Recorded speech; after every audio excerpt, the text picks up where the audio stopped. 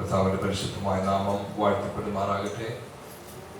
ദൈവസന്നിധിയിൽ നമുക്ക് ഒരുമിച്ച് ഒരു പ്രാവശ്യം കൂടെ കൂടി വരുവാൻ, കർത്താവിന്റെ വചനം ധ്യാനിപ്പാനായി ഈ വർഷത്തിന്റെ അവസാന ദിവസങ്ങളിൽ കർത്താവ് വിവിധമായി ക്രമീകരിച്ച് നൽകുന്ന ഈ അനുഗ്രഹീതമായ നിമിഷങ്ങൾക്കായി ഞാൻ കർത്താവിന് മഹത്വം നിറയിക്കുന്നു. ദൈവം എത്ര വിശ്വസ്തനാണ്, ദൈവം എത്രമാത്രം നമ്മളെ സ്നേഹിക്കുന്നു. ദൈവത്തിന്റെ ശിക്ഷ എന്ന് പറയുന്നത്, ദൈവത്തിന്റെ വചനം ഒരു സമൂഹത്തിൽ നിന്ന് മാറ്റപ്പെടുമ്പോൾ അത് ദൈവത്തിന്റെ ശിക്ഷയാണ്. പ്രവാസകാലം എന്നുള്ള കാലം നിങ്ങൾക്ക് പഴയ നിയമത്തിൽ അസീറിയൻ പ്രവാസം, ബാബിലോണിയ പ്രവാസം, ഇതൊക്കെ തിരുവചനങ്ങളിൽ വായിക്കുമ്പോൾ പ്രവാസ കാലഘട്ടത്തിൽ ഇസ്രായേൽ മക്കൾ മിസ് ചെയ്ത ഏറ്റവും വലിയ കാര്യങ്ങൾ എന്താണെന്ന് അറിയാമോ? അവരെന്താ മിസ് ചെയ്തത്? പ്രവാസം എന്ന് പറയുമ്പോൾ അവർ ജീവിക്കേണ്ട സ്ഥലത്ത് നിന്നും അവരെ പിടിച്ചോണ്ട് പോയി വേറൊരു രാജ്യത്തിന്റെ കീഴിൽ പാർപ്പിക്കുന്ന ദുഷ്കരമായ ഒരു അവസ്ഥയാണ് എക്സൈൽ എന്ന് പറയുന്നത്. എന്തോ ദൈവജനങ്ങൾക്ക് നഷ്ടപ്പെട്ടത്? അവർക്ക് അവരുടെ സമാധാനം പോയോ? സന്തോഷം പോയോ? അവരുടെ അഭിവൃദ്ധി അവർക്ക് നഷ്ടമായോ? എന്താ അവർക്ക് വാസ്തവമായും? We are missing it. What did they miss? They missed primarily two things. ഒന്ന്, ദൈവാലയം. ദൈവാലയം എന്ന് പറഞ്ഞാൽ ഇന്നത്തെ കാലയളവിൽ നമുക്കറിയാം, ദേവാലയം എന്ന് പറയുന്നത് നമ്മൾ ഈ കൂടി വന്നിരിക്കുന്ന ഹോളല്ല. ഏതാ ദൈവാലയം? 2 കൊരിന്ത്യർ 1 Corinthians 3:16, 1 കൊരിന്ത്യർ 3:16 പറയുന്നത്, Don't you know, നിങ്ങൾ അറിയുന്നില്ലേ, നിങ്ങളാണ് ജീവനുള്ള ദൈവത്തിന്റെ മന്ദിരം, ആലയം. എഫേസ്യ ലേഖനം 2:21 പോലുള്ള വാക്യങ്ങളിൽ പൗലോസ് പറയുകയാണ്, യേശുക്രിസ്തു എന്ന മൂലക്കല്ലിന്റെ മേൽ ഒരു ആത്മീക ഗ്രഹമായി സഭയെ പണിയുന്നു, ആത്മാവിറങ്ങി വസിക്കുന്നു. കല്ലിനകത്ത് പണിയുന്നതിലല്ല, ജീവനുള്ള കല്ലുകളായി മാറിയ നമ്മളിലാണ് ദൈവത്തിന്റെ പരിശുദ്ധാത്മാവ് ഇറങ്ങി വസിക്കുന്നത്. പ്രവാസത്തിൽ അവർ മിസ് ചെയ്ത ഫസ്റ്റ് കാര്യം, ബാബിലോണിൽ ടെമ്പിൾ ഉണ്ടോ? ടെമ്പിൾ ഇല്ല. എവിടെയുള്ളൂ ടെമ്പിൾ? ജെറുസലേം. അവർക്ക് ദൈവ സാന്നിധ്യം കാണണമെങ്കിൽ എവിടെ പോകണമായിരുന്നു? They have to go to temple. Annually ഞാനിത് കുറച്ച് ഇംഗ്ലീഷിൽ അധികമായിട്ട് പറയും. എന്റെ ഇംഗ്ലീഷ് കാണിക്കാനല്ല, ഈ പിള്ളേർക്ക് കുറച്ചുകൂടെ എന്തെങ്കിലും മനസ്സിലായോ എന്നുള്ള ആഗ്രഹത്തിലാണ്. ആ ആദ്യ കാലയളവിൽ when people of Israel are taken away from Jerusalem, അവരെ കയ്യെ പിടിച്ചോണ്ട് പോവാണ്. Babylon, great kings, they are going to be captives. അവർ തിരിച്ച് ജെറുസലേമിലേക്ക് നോക്കുന്ന ഒരു കാഴ്ചയുണ്ട്. അവർ നോക്കുന്ന അവരുടെ ഹൗസുകളല്ല. അയ്യോ, we miss our house, we spent 1 crore, we are missing it, we are going to be slaves in Babylon. അതല്ല അവർ മിസ് ചെയ്യുന്നത്. Because their entire life was revolving around temple. ദേവാലയമായിരുന്നു അവരുടെ ജീവിതം മുഴുവൻ. ദൈവസാന്നിധ്യം കാണണമെങ്കിൽ അവരുടെ വീട്ടിൽ കാണത്തില്ല, ദൈവസാന്നിധ്യം കാണണമെങ്കിൽ അവർക്ക് ദേവാലയത്തിൽ പോകണം. ദൈവത്തിന്റെ ശക്തേന ഇറങ്ങി നിൽക്കുന്ന അതിവിശുദ്ധ സ്ഥലം, പ്രാകാരത്തിൽ നിന്നുകൊണ്ട് അടുത്ത് കയറാൻ പോലും ഒക്കെ ദൂരെ നമ്മൾ കാണുമ്പോൾ ദൈവത്തിന്റെ തേജസ് അവിടെ ഉണ്ട്. ഈ ക്യാപ്റ്റിവിറ്റിയിലേക്ക് പോകുന്നവർ പുറമോട്ട് തിരിഞ്ഞു നോക്കും, ഞങ്ങൾക്ക് ഇനി ദൈവ സാന്നിധ്യം എങ്ങനെ കിട്ടും? എക്സൈൽ എന്ന് പറഞ്ഞ എന്താ? എക്സൈൽ എന്ന് പറയുന്നത് you are displaced from your land. But what does that mean? That means you are going to miss the presence of God. ദൈവ സാന്നിധ്യം ഇല്ല. അപ്പോഴാണ് ഞാൻ പറയുന്നത്, ഇന്നത്തെ സ്പിരിച്വൽ എക്സൈൽ എന്ന് പറയുന്നത്, the fact is we are not missing our temple buildings. അതല്ല, ഒരുവരിൽ ആത്മസാന്നിധ്യം ഇല്ലാതെ വരുന്നത് സ്പിരിച്വൽ എക്സൈലിന്റെ ലക്ഷണമാണ്. നമ്മൾ ആത്മസാന്നിധ്യത്തെ കുറിച്ചും പരിശുദ്ധാത്മാവിനെ കുറിച്ചും ഒക്കെയാണ് ചിന്തിച്ചുകൊണ്ടിരിക്കുന്നത്. ഈ വർഷത്തിന്റെ അവസാനം നമ്മൾ വരുന്നു. I don't know what is being spoken about. Holy Spirit, I don't know. I don't feel anything in my body. I don't know what does it mean to be filled with the Holy Spirit. You might be in that spiritual exile. You are missing that important aspect of being filled with the Holy Spirit. രണ്ടാമത്തെ ഒരു പ്രധാന കാര്യം എക്സൈലിൽ നഷ്ടപ്പെട്ടത് എന്താണെന്നറിയാമോ? They missed the oracles of God, the words of God. 400 വർഷം ഇരുണ്ട കാലഘട്ടം. There are no prophets. എക്സൈലിൽ ആരെങ്കിലും പ്രവചനം പറയുമ്പോ എക്സൈലിൽ ഇരിക്കുന്നവരോട് അവിടെ പ്രവാചകന്മാരുടെ ശബ്ദമുണ്ട്, നിങ്ങളെ മടക്കിക്കൊണ്ടുവരും, നിങ്ങളെ ദൈവം യഥാസ്ഥാനപ്പെടുത്തും. പക്ഷേ ടെമ്പിളിൽ നിന്നും പ്രീസ്റ്റ് ശുശ്രൂഷിക്കുന്ന പോലെ അല്ല. പ്രധാനമായിട്ടും ദൈവവചനം വായിച്ചുകൊണ്ടിരുന്നത് സിനഗോഗുകളിലാണ്. എക്സൈലിൽ എന്തോ ഇല്ല, no synagogue. There is no synagogue, there is no temple. ദൈവവചനം കേൾക്കാനായി എക്സൈലിൽ ആൾക്കാർ പറയുകയായിരിക്കും. അവർ എഴുന്നേറ്റ് അസീറിയയിലും ബാബിലോണിലും, വടക്കേ രാജ്യം 10 ഗോത്രങ്ങൾ അസീറിയയിൽ കിടക്കുന്നു, 2 ഗോത്രങ്ങൾ തെക്ക് ബാബിലോണിൽ കിടക്കുന്നു. അവർ മിസ് ചെയ്യുന്ന ഒരു കാര്യം, we miss the temple, we miss the presence of God, we miss synagogue, we miss the words of God.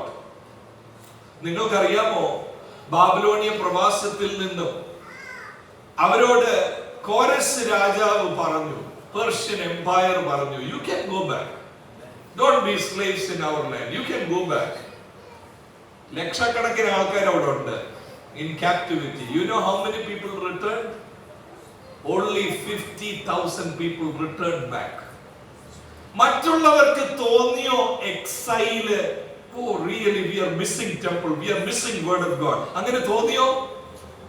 പ്രിയ ദൈവമക്കളെ കേൾക്കണം, ഇന്നത്തെ ഈ ദിവസം ചിന്തകൾ നമ്മൾ ആരംഭിക്കുമ്പോൾ സ്പിരിച്വൽ എക്സൈൽ എന്ന് പറയുന്നത് you can get used to it, you don't feel anything. ഇനിയിപ്പം 3 ദിവസത്തെ പ്രാർത്ഥനയല്ല, 30 ദിവസം ഇവിടെ അടുപ്പിച്ച് ദൈവവചന ശുശ്രൂഷ നടന്നാലും ചിലര് they will get used to spiritual exile. That's a punishment of God. Amen. ഒന്ന് ചിന്തിച്ചു നോക്കിയേ, നമ്മൾ വചനം കേട്ടിട്ട് നമുക്കൊന്നും തോന്നില്ല. Yeah, another sermon, something was different, I'm learning something new, some things, yeah, for the first time I'm seeing it, but it doesn't make any impact on our lives. We are in spiritual exile. പക്ഷെ എന്റെ പ്രാർത്ഥന എന്താണെന്നറിയാമോ? ആ 50,000 പേര് ബാബിലോണിൽ നിന്നും തിരികെ വരിക. എന്ത് വിട്ടാ അവർ വരുന്നതെന്നറിയാമോ? They are leaving their comfortable life in Babylon behind. അവരെല്ലാം പ്രോസ്പർ ചെയ്യുകയായിരുന്നു. അവര് എക്സൈലിൽ അവർ നശിച്ചു പോയില്ല. They were doing very well. Financially they are doing very well. Materialistically they are prospering in exile. സാധാരണ നമ്മളെ പഠിപ്പിച്ചു വെച്ചിരിക്കുന്ന ഒരു എക്സൈലിന്റെ അനുഭവം, ഒരു പ്രവാസത്തിന്റെ അനുഭവം, നന്മയെല്ലാം തടഞ്ഞു വെച്ചിരിക്കുന്ന ദുഷ്ടശക്തി, അതല്ല എക്സൈൽ. എക്സൈൽ പ്രോസ്പർ ചെയ്യുക. You don't feel like going back. Going back ചെയ്യുന്ന ഈ 50,000 പേര് 2 കാര്യങ്ങളാണ് പ്രധാനമായിട്ട് അവർ മുമ്പിൽ കാണുന്നത്. 2 കാര്യങ്ങൾ മാത്രം. അതെന്തൊക്കെയാ? We want to build the temple, we want to hear the word of God. ഈ വർഷത്തിന്റെ അവസാനം നടക്കുന്ന ഈ മീറ്റിംഗിൽ പ്രവാസത്തിന്റെ അനുഭവത്തിൽ നിന്നും ദൈവം തെരഞ്ഞെടുത്ത കുറെ പേരെ മടക്കി കൊണ്ടുവരാൻ ആഗ്രഹിക്കുന്നു. മറ്റെല്ലാത്തിനെക്കാട്ടും ഞാൻ രാവിലെ പറഞ്ഞത് ഒരു പ്രാവശ്യം കൂടെ ആവർത്തിക്കുന്നു. കാരണം പരിശുദ്ധാത്മാവ് തന്നെ വാക്കുകളായതുകൊണ്ട് ഞാൻ ആവർത്തിക്കുന്നു. നിങ്ങളുടെ ഈ കൂടിവരവിൽ നിന്നും വ്യത്യസ്ത ഭാഷയുള്ളവരെ ദൈവം എഴുന്നേൽപ്പിക്കും. എന്ത് വ്യത്യസ്ത ഭാഷയാ? ആത്മാവിന്റെ ഭാഷ സംസാരിക്കുന്ന, പ്രവാസത്തിനോട് നോ പറഞ്ഞ് I am going back to Jerusalem എന്ന് പറയുന്ന ഒരു കൂട്ടത്തെ ഇതിന്റെ നടുവിൽ നിന്നും വചനം സ്നേഹിക്കുന്നവരെ, ആത്മാവിനെ അനുസരിച്ച് നടക്കുന്നവരെ, എല്ലാവരും അങ്ങനെ ആകണമെന്ന് ആഗ്രഹം. പക്ഷെ ചരിത്രത്തിൽ കാണുന്നതും ആത്മീയമായി കാണുന്നതും everybody will not agree for the true spirituality. അങ്ങനെയാണ്. അപ്പൊ ഇന്നത്തെ ദിവസത്തെ പാഠത്തിലേക്ക് നമ്മൾ പ്രവേശിക്കുക. ഈ കുറെ കാര്യങ്ങൾ ഞാൻ പറയുന്നത് ആത്മാവിന്റെ പ്രേരണയോടെ നിങ്ങളുടെ മനസ്സിനെ ഈ വചനങ്ങളിലേക്ക് ഒരുക്കാൻ വേണ്ടി വേണ്ടിയാണ് ഈ കാര്യങ്ങൾ ഞാൻ പറയുന്നത്. ഫില്ലർ അല്ല, ഇത് സമയം കളയാൻ വേണ്ടിയല്ല. സമയം നമുക്ക് എത്ര ഉണ്ടെങ്കിലും പോരാത്ത പോലെ കർത്താവിന്റെ പരിശുദ്ധാത്മാവ് നമ്മളോട് സംസാരിച്ചുകൊണ്ടേയിരിക്കും. സമയത്തിന്റെ ഫില്ലർ അല്ല ഇത് മുഖവരയല്ല. ഇത് ദൈവത്തിന് നമ്മളെ ഒരുക്കാനുള്ള വാക്കുകളാണ് ഈ പറയുന്നത്. ആത്മീക പ്രവാസം ഡേഞ്ചറാണ്. ഇഷ്ടംപോലെ ദിർഹം ബാങ്കിൽ ഉള്ളപ്പോൾ, ഇഷ്ടംപോലെ പൈസ ബാങ്കിൽ ഉള്ളപ്പോ രണ്ട് കാര്യങ്ങൾ മിസ് ചെയ്യും. ഒന്ന് സ്പിരിറ്റ് ഓഫ് ഗോഡ്, രണ്ട് word of God. You are in spiritual exile.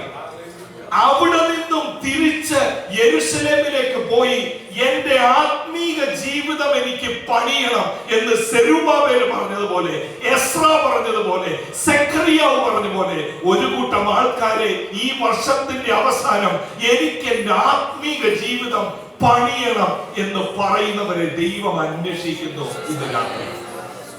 അങ്ങനെയുള്ളവർക്ക് ഈ ശുശ്രൂഷകൾ പ്രയോജനമാകുകയുള്ളൂ. ഇന്ന് വായിച്ചു തുടങ്ങാൻ എന്റെ ഉള്ളിൽ തിടുക്കമുള്ള വേദഭാഗം. ബൈബിൾ എല്ലാവരുടെയും കയ്യിലുണ്ട്. നിങ്ങൾ എല്ലാവരും ബൈബിൾ തുറന്ന് നോക്കണം. All my young brothers and sisters, I hope you will understand most of what I say. In between, if you miss something, some Malayalam words, you can ask me later on. Not in between the service, later on. You can ask, Pastor Uncle, I didn't understand. What do you mean by that? I want you to follow very carefully what we are discussing. പലപ്പോഴും ഞാൻ എൻ്റെ ചെറുപ്രായത്തിലും മനസ്സിലാക്കുന്നു, ഉപവാസ പ്രാർത്ഥനയും പല കാര്യങ്ങളും എനിക്ക് മനസ്സിലാക്കാൻ തുടങ്ങിയത് ഒരു 22-23 വയസ്സ് കഴിഞ്ഞപ്പോഴാണ് എന്തെങ്കിലും മനസ്സിലായി. മറ്റേ മുഴുവൻ ഇങ്ങനെ ഇരുന്നു കൊടുത്തു എന്നുള്ളതല്ലാതെ മുഴുവൻ ബൗൺസേഴ്സ് ആണ്. സോ വചന ശുശ്രൂഷയിൽ എല്ലാവർക്കും ഒരുപോലെ ലഭിക്കണമെന്ന് ദൈവം ആഗ്രഹിക്കുന്നു. കാരണം നിങ്ങളാണ് ഫ്യൂച്ചർ ചർച്ച്, നിങ്ങളാണ് ദൈവരാജ്യത്തെ. ഞാനിപ്പോ പറയുന്ന 20 വയസ്സിൽ താഴെയുള്ളവരോട്, നിങ്ങളുടെ ഉള്ളിൽ ഈ വചനം ശരിക്കും മനസ്സിലാക്കാൻ ഒത്തില്ലെങ്കിൽ, what will be the future of the kingdom in this place? What will be your faith? What will be your future if you don't know what you believe? ഗലാത്യലേഖനം 6-3 വാക്യമാണ് വായിച്ച് നമ്മൾ ഇന്നത്തെ ഈ ചിന്തകൾ ആരംഭിക്കാൻ തുടങ്ങുന്നത്. Very important verse. ഇങ്ങനെയാണ് അവിടെ പറയുന്നത്. നിങ്ങൾ ഒരാൾക്ക് വായിക്കാമോ? ആ വാക്ക് കർത്താവിന്റെ പരിശുദ്ധാത്മാവിന് നമ്മളോട് സംസാരിക്കാനുണ്ട്. ഈ വചന ശുശ്രൂഷയിലേക്ക് പ്രവേശിക്കുമ്പോ ഓരോരുത്തരും, വേറെ ആരും നിങ്ങൾക്ക് വേണ്ടി ആ പണി ചെയ്യത്തില്ല. ആര് ചെയ്യണം? അവരോര് ഞാൻ ആത്മീയതയിൽ എവിടെ നിൽക്കുന്നുവെന്ന് നമ്മളെ തന്നെ ശോധന ചെയ്യണം. നമ്മളിൽ ഒരാള് വചന ഉള്ളിലുമില്ല, പരിശുദ്ധാത്മാവുമില്ല, ജഡത്തിന്റെ അഭിലാഷങ്ങൾക്ക് കീഴ്പ്പെട്ട് വിശ്വാസി എന്ന് ചമഞ്ഞ് ജീവിച്ചാൽ ഈ വ്യക്തിയെ നന്നാക്കാൻ വലിയ പ്രയാസമാണ്. ഇങ്ങനെയുള്ളവർ സാധാരണ എക്സ്ക്യൂസ് പറയുന്നത് എന്താണെന്നറിയാം? അങ്ങനെ ഒരു പെൺകുട്ടി കഴിഞ്ഞ ചില മാസങ്ങൾക്ക് മുമ്പ് തിക്തമായ ദൈവത്തിന് ചേരാത്ത ഒരു പ്രവൃത്തി ആ കുട്ടിയിൽ നിന്നും വെളിപ്പെട്ടു. എല്ലാവരും, ചർച്ചിലുള്ള എല്ലാവരും സർപ്രൈസ്ഡ് ആയി. കാരണം ബൈബിളും ഒക്കെ വായിക്കുന്ന, she was very active in the choir, reading Bible quiz, Sunday school, എല്ലാത്തിനും. പക്ഷേ ദൈവവചനത്തിന് ചേരാത്ത, നിരക്കാത്ത പ്രവൃത്തി. First thing she said is, no pastors told me that it is wrong. Even prophet has come last week. He did not say, God did not reveal to him that it was wrong. That's why I continue. ആരും എന്നോട് പറഞ്ഞില്ല. പ്രവാചകൻ നമ്മുടെ ചർച്ച വന്നിട്ടും വെളിപ്പെട്ടില്ലല്ലോ that I was doing wrong. The onus is not on prophet. The onus is on you individually. ഈ വചനം കേൾക്കുമ്പോ പൗലോസ് പറയുക ഗലാത്യയിലുള്ളവരോട്, താൻ അല്പനായിരിക്കെ എന്ന് പറഞ്ഞാൽ ആത്മീയത ഒന്നും തൊട്ട് തേച്ചിട്ടില്ല. പക്ഷെ എന്തായിട്ടാ നിരൂപിക്കുന്നത്? മഹാനായി നിരൂപിച്ച. നോക്കിയ വാക്യം ശ്രദ്ധിച്ച്, താൻ അല്പനായിരിക്കെ മഹാനാകുന്നു എന്ന് ഒരുത്തൻ നിരൂപിച്ചാൽ തന്നെത്താൻ അവൻ വഞ്ചിക്കുന്നു. നമ്മളെ ആരെങ്കിലും വഞ്ചിക്കുന്നത് നമുക്ക് ഇഷ്ടമാണോ? ഒയ്യോ, ഒരു ചെറിയ പണയിടപാടിലാണെങ്കിലും, നമ്മുടെ വീടൊന്ന് പെയിന്റ് അടിക്കാൻ നാട്ടിൽ ഒരാളെ വിളിച്ചെന്ന് വെക്ക്, വർക്ക് കൃത്യമായിട്ട് ചെയ്യാതിരുന്നാൽ പുട്ടി ഇടണമെന്ന് പറഞ്ഞു, പക്ഷെ എവിടോ തേച്ചിട്ട് പോയി. ലൈറ്റ് സൈഡിലൂടെ നോക്കിയപ്പോ എല്ലാം വളവും വളവും ആണെങ്കിൽ നമ്മളൊരു പണി ആ വീടിന്റെ ഒരാളെ ഏൽപ്പിച്ചു. 4 ദിവസത്തെ വർക്ക് ചെയ്തു. നിങ്ങൾ ഇവിടെ ഇരുന്നോണ്ട് ഇതെല്ലാം മോണിറ്റർ ചെയ്യുക. എല്ലാ ദിവസത്തെ കൂലി വാങ്ങിച്ചു. നിങ്ങൾ നേരിട്ട് നാട്ടിൽ ചെന്നപ്പോ ആർക്കാണ്ടും വേണ്ടി ഒരു പണി അവിടെ ചെയ്തു വെച്ചിരിക്കുക. പുട്ടി ഇടാൻ വേണ്ടി പൈസ കൊടുത്തു, 2 കോട്ട് പെയിന്റിങ്ങിന് പൈസ കൊടുത്തു. ചെന്നപ്പോ പെയിന്റ് ബ്രഷ് നിങ്ങൾക്ക് കാണാം, പുട്ടി പോയിട്ട് സൈഡിൽ കൂടെ പോലും ഒന്നും പോയിട്ടില്ല. ഈ വഞ്ചന നമുക്ക് ഇഷ്ടപ്പെടുമോ? നമ്മൾ അപ്പോഴേ ആളിനെ വിളിക്കത്തില്ലേ? നമ്മൾ അപ്പോഴേ ആളിനെ വിളിച്ചിട്ട് കണക്ക് വെച്ച് പറയത്തില്ലേ? 4 ദിവസത്തെ കൂലി ഞാൻ നിങ്ങൾക്ക് തന്നു, 15 ലിറ്റർ പെയിന്റ് ഞാൻ വാങ്ങിച്ചു. എവിടാണോ നിങ്ങൾ ചെയ്തേ എന്ന് നമ്മൾ ചോദിക്കത്തില്ലേ? നമ്മളെ ആരും വഞ്ചിക്കുന്നത് നമുക്ക് ഇഷ്ടമല്ല. പക്ഷെ ആത്മീയതയിൽ ഒരു വലിയ ഡേഞ്ചർ ഉണ്ട്. അതെന്താ? Self deception. നാം നമ്മളെ തന്നെ വഞ്ചിക്കുക, നമ്മൾ ആത്മീയരായിട്ട് നിരൂപിക്കുക. പക്ഷേ മഹാനായിട്ട് കാണിക്കുമ്പോ നമ്മൾ ഉള്ളിൽ അല്പനാണ്. അവരവർ അത് ശോധന ചെയ്യണം. ഇത് പൗലോസ് ഗലാത്യ ആൾക്കാരോട് മാത്രമല്ല പറയുന്നത്. 2 Corinthians 13:5 unbelievable ആണ്. For me it is unbelievable. Galatia സഭ പോലെ അല്ല കൊരിന്ത് സഭ. They have all spiritual gifts എന്നാണ് പൗലോസ് 1 Corinthians chapter 1:6 onwards പറയുന്നത്. You are blessed with all spiritual gifts. അങ്ങനെയുള്ള ചർച്ചയെ വരെ നമ്മൾ കണ്ടിട്ടുണ്ടോ? എനിക്ക് സംശയമാണ്. ഈ എല്ലാ കൃപാവരവും ഉണ്ട്. കർത്താവിന്റെ പ്രത്യക്ഷത നോക്കിയവരിയ്ക്കുക. അപ്പൊ ഈ 2 കാര്യം ഞാൻ പറഞ്ഞു. അവർക്ക് എല്ലാ കൃപാവരവും ഉണ്ട്, കർത്താവിന്റെ വരവിന്റെ പ്രത്യക്ഷത നോക്കിയിരിക്കുക. അപ്പൊ നിങ്ങൾ ചോദിക്കും, അല്ലെ ഞാൻ തന്നെ ചിന്തിക്കുന്നു, അപ്പൊ വചനമോ? കൃപാവരമുണ്ട്, പ്രത്യാശയുണ്ട്, അപ്പൊ വചനം ഇല്ലയോ ഈ സഭയിൽ? പൗലോസ് ഇവരെ കുറിച്ച് പറയുന്നത് സകല വചനത്തിലും പരിജ്ഞാനത്തിലും ഇവർ സമ്പന്നരാണെന്ന് പറയുന്നു. ഈ സഭയോട്, കൊരിന്ത് ആൾക്കാരോട്, കൃപാവരങ്ങളിൽ കുറവില്ലാത്ത വചനപരിജ്ഞാനത്തിൽ സമ്പന്നരായ ഈ ചർച്ചിനോട് 2 Corinthians 13:5 you know what is Paul saying? നിങ്ങൾ വിശ്വാസത്തിൽ ഇരിക്കുന്നോ എന്ന് നിങ്ങളെ തന്നെ പരീക്ഷിപ്പിൻ. Nobody is going to do that job for you. You have to do it. ഒരു ഫിസിക്കൽ എയിൽമെന്റ് ഡിസ്കവർ ചെയ്യാൻ വേണ്ടി we take pain. Go do the blood test, do echo, do cardio test, because I cannot lead somebody else. My wife, you go and do it. No, I have to get a clear picture of my body. I have to do it. ഇന്നത്തെ ദിവസം ഈ കേൾക്കുന്ന വചനത്തിലേക്ക് പ്രവേശിക്കുമ്പോൾ ദൈവത്തിന് ആഗ്രഹമുണ്ട് നിങ്ങളിൽ ഓരോരുത്തരും. Parents are not going to do this for you. You cannot do it for your sibling. You have to evaluate your own life. Where am I standing with regard to my relationship with Jesus? Am I a spirit-filled believer? സ്വയവഞ്ചനയിൽ നിന്നും രക്ഷപ്പെടുന്ന ഒരു സെഷനായി ഈ സെഷനെ കർത്താവ് നമുക്ക് അനുഗ്രഹിച്ച് നൽകട്ടെ. അപ്പോ ഈ വിഷയത്തിലേക്ക്, ഈ സ്വയവഞ്ചനയിലേക്ക് ഒന്ന് ഇറങ്ങാൻ നമ്മൾ ഒരുമിച്ച് പോവുകയാണ്. നമ്മുടെ സമൂഹത്തിൽ, സഭകളിൽ ഗലാത്യർ 6:3 ഭയങ്കര കോമണാണ്. അല്പനായിരിക്കെ എന്തോ ആളിന് തോന്നുന്നത് ഞാൻ മഹാനാണ്. ഇത് കോമണാണ്. ഇതിന്റെ കാരണം എന്താണെന്നറിയാം? ഒന്ന്, കാരണം നമ്മൾ അന്വേഷിക്കുന്നില്ല, നമ്മൾ ഇവാലുവേഷൻ ചെയ്യുന്നില്ല, എക്സാമിനേഷൻ നമ്മൾ ചെയ്യുന്നില്ല. We are just eating everything. എനിക്കിപ്പോ തന്നെ പേടിയാ, 2 ദിവസം ആയതേ ഉള്ളൂ. പേടിയാ. ഇങ്ങനെ അങ്ങോട്ട് അടുത്ത 2 ദിവസം കൂടെ കഴിപ്പാണെങ്കിൽ എന്തായി തീരും? നമുക്കൊരു ചെക്ക് വെക്കുന്നില്ലാത്തത് കൊണ്ടാ പലർക്കും ഞാൻ എവിടോട്ടാ പോകുന്നതെന്ന് അറിയത്തില്ല. രണ്ടാമതൊരു ഡേഞ്ചർ ഉണ്ട്. നിങ്ങൾ കെയർഫുൾ ആണെങ്കിലും സെൽഫ് എക്സാമിനേഷന് നിങ്ങൾ ചെന്ന് ഒരു ഡോക്ടറുടെ മുമ്പിൽ ഇരിക്കുമ്പോൾ ഡോക്ടർ നിങ്ങളോട് കള്ളം പറഞ്ഞാലോ? ട്രൈഗ്ലിസറൈഡ്സ് 350 നിൽക്കുമ്പോ it's common, don't worry about that. Creatine 4 കയറി നിൽക്കുമ്പോ 40, in 40 it's common to have creatinine level 4.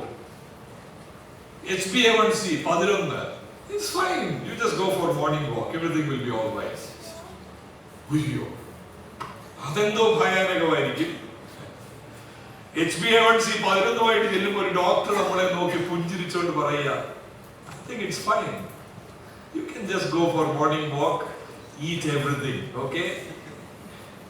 നമുക്ക് സന്തോഷം വരുമോ? എനിക്കൊരു അമ്മച്ചി ഉണ്ടായിരുന്നു അങ്ങനെ 96 years വരെ ജീവിച്ചു എന്നുള്ളതാണ്. മാരാമണി ഞങ്ങളുടെ അമ്മച്ചി, എൻ്റെ വല്യമ്മച്ചിയുടെ സിസ്റ്റർ. അപ്പം അമ്മച്ചിക്ക് കാർഡിയോ പ്രശ്നങ്ങളൊക്കെ I think in her late 50s it started. Unmarried ആയിരുന്നു, നഴ്സിംഗ് ഹെഡ് ആയിട്ടൊക്കെ പലയിടങ്ങളിൽ ജംഷഡ്പൂരിലൊക്കെ ജോലി ചെയ്ത അമ്മച്ചിക്ക് ഫേവറേറ്റ് ആയിട്ട് ഞാൻ ബാംഗ്ലൂരിൽ നിന്ന് നാട്ടിലോട്ട് വരാൻ നോക്കിയിരിക്കും. കാരണം അമ്മച്ചിക്ക് എൻ്റെ കൂടെ മുത്തൂറ്റ് ഹോസ്പിറ്റലിൽ പോകണം. അതൊരു ആനുവലി ഒരു 2 പ്രാവശ്യം ജോമോൻ നാട്ടിൽ വരുമ്പോ എനിക്ക് അമ്മച്ചിയെ കൊണ്ടുപോകണം. ഉടനെ വീട്ടിൽ കൊണ്ട് വരും, മോനെ ഇങ്ങോട്ടൊന്ന് വിടണേ, എനിക്ക് ആ ഹോസ്പിറ്റലിൽ വരെ പോകണം. അപ്പൊ അമ്മച്ചിക്കുള്ള സകല മെഡിസിൻസിന്റെ പേരറിയാം, എല്ലാം അറിയാം, എല്ലാമാണ്. പക്ഷേ ഈ പർട്ടിക്കുലർ ഡോക്ടറെ ഒന്ന് പോയി കാണുമ്പോ വലിയ സന്തോഷം. മുത്തൂറ്റ് വണ്ടി പാർക്ക് ചെയ്ത് ഞാൻ അമ്മച്ചിയുടെ കയ്യെ പിടിച്ചോണ്ട് വളരെ ബുദ്ധിമുട്ടിയാണ് അമ്മച്ചി നടന്നു പോകുന്നത്. 94 വയസ്സിലും പോകും. അവിടെ ചെന്ന് ഡോക്ടർ ആദ്യമേ ചോദിക്കുന്ന ഒരു ചോദ്യ, അമ്മച്ചി കഴിഞ്ഞ പ്രാവശ്യത്തിനെക്കാട്ടി ആരോഗ്യത്തോടെ ഇരിക്കുന്നല്ലോ. ഞാനിത് ശ്രദ്ധിക്കുമ്പോ തന്നെ അമ്മച്ചിയുടെ ആ മുഖം മാറുന്നു, ബലം വരുന്ന പോലെ. അടുത്ത 1-2 കാര്യങ്ങൾ അമ്മച്ചി അങ്ങോട്ട് ചോദിക്കും, ഇന്ന ഗുളിക തന്നെ മതിയോ ഡോക്ടർ? ഇതെല്ലാം അമ്മച്ചിയുടെ പ്രായത്തിൽ അമ്മച്ചിയുടെ ഹാർട്ട് 30 വയസ്സിലെ ആളെ പോലെ. 2-3 കാര്യങ്ങൾ ഈ ഡോക്ടർ പറയും. ഒരു 12:45 ആകുമ്പോ തിരിച്ചിറങ്ങി വരുമ്പോ എന്നോട് പറയുന്ന അടുത്ത കാര്യം, മോനെ നമ്മൾ താമസിനി നമുക്ക് കഴിച്ചിട്ട് പോയാൽ. അങ്ങോട്ട് കേറിയ ആളല്ല ഈ ഇറങ്ങി വരുന്നത്. കാരണം നല്ല ഒരു അപ്രോച്ചാണ് ഈ ഡോക്ടർ സ്വീകരിച്ചത്. ഇതുപോലെ നമ്മുടെ ഇടയിൽ ഒരുപാട് വൈദ്യന്മാരുണ്ട്. ഇവര് നമുക്ക് ട്രൂ എസ്റ്റിമേറ്റ് നമ്മളെ കുറിച്ച് തരത്തില്ല. HbA1c 11 കൊണ്ട് പോയാലും വചനം വെച്ചോണ്ട് ഇങ്ങോട്ട് പറയും, കർത്താവ് ഈ ദിവസങ്ങളിൽ ഒരു അത്ഭുതം നിന്റെ ജീവിതത്തിൽ ചെയ്യാൻ പോവാ. അപ്പൊ നമ്മുടെ മനസ്സിൽ എവിടോ കിടപ്പുണ്ടായിരുന്നു, ഇത് ശരിയല്ല, എന്റെ ജീവിതം ഇതുവരെ ശരിയായിട്ടില്ല. പക്ഷെ ഇത് ഒരാൾ നമ്മളോട് പറയത്തില്ലെന്ന് മാത്രമല്ല, അങ്ങോട്ട് നമ്മൾ പറയുക, ഒരു പെയിൻ ഉണ്ട് ഈ ലെഫ്റ്റ് സൈഡിൽ, ഇടയ്ക്ക് കയ്യേലും വരുന്നുണ്ട്, അങ്ങോട്ട് കുടഞ്ഞു കളാ പോയി. അന്ന് രാത്രി നമ്മൾ അങ്ങോട്ട് ചെല്ലുമ്പോ ശരിയാ പോയി, ആരാധിച്ചപ്പോ അത് പോയി. ആരാധന പലപ്പോഴും എന്തുവാന്നറിയാമോ? Cover up of something major underneath. ആരാധിച്ചു കഴിഞ്ഞ് ഒന്ന് വിയർക്കുകയും ഒന്ന് സ്തോത്രവും ഗ്ലോറിയും ഒക്കെ പറഞ്ഞു കഴിയുമ്പോ കർത്താവ് ഇവിടെ കിടപ്പുണ്ട്, എന്റെ പോക്കറ്റിലായി ഒരു ചിന്ത നമ്മൾ വരിക. ഗലാത്യ ആൾക്കാരോട് പൗലോസ് പറയുക, നിങ്ങൾ അല്പനായിട്ടിരിക്കുമ്പോ മഹാനെന്ന് നിങ്ങൾ നിരൂപിക്കരുത്, അത് സ്വയവഞ്ചനയാണ്. നിങ്ങൾ ഒരു എഫേർട്ട് എടുക്കണം, ഞാൻ എവിടെ നിൽക്കുന്നു. എന്നിട്ട് പൗലോസ് ദുഃഖിച്ചു, വിഷമിച്ചു, ആശ്ചര്യപ്പെട്ടു. കാരണം ഇന്നത്തെ വൈദ്യന്മാരെ പോലല്ല, നാടി പിടിച്ചു പറഞ്ഞു, യു ആർ ഇൻ ട്രബിൾ. പൗലോസ് പറഞ്ഞു, എന്റെ അധ്വാനം എല്ലാം വെറുതെ ആയി പോകുമെന്ന് തോന്നുന്നു നിങ്ങൾ ഇങ്ങനെ മുമ്പോട്ട് പോയാൽ. എല്ലാ കാലയളവിലും എന്റെ മുമ്പിലിരിക്കുന്ന നിങ്ങൾ ശ്രദ്ധിച്ചില്ല എങ്കിൽ അല്പയായ നിങ്ങളെ മഹാനാക്കും ഈ പുൾപിറ്റിലും ആത്മീക വേഷം ധരിച്ച ആളുകൾ. അവരാണ്, നിങ്ങൾക്കറിയാമോ, ഇസ്രായേൽ മക്കൾ യെരൂശലേമിൽ നിന്നും പ്രവാസത്തിലേക്ക് പോകാൻ കാരണം ആരായിരുന്നു? ഒറ്റ വാക്യം നമ്മൾ ചോദിക്കുമ്പോൾ പറയും അത് അവരവർ തന്നെയാണ്, അവരുടെ മത്സരബുദ്ധിയും അനുസരണക്കേടും ഒക്കെയാണ്. God punished them. No. There is something more. There is something underlying issue. എന്താണെന്നറിയാമോ?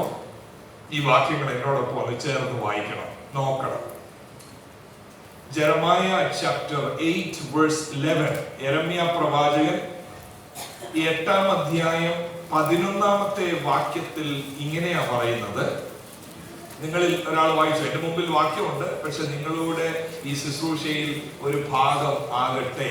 വായിക്കാമോ? 8:11. ആ വാക്ക് ശ്രദ്ധിക്കണം.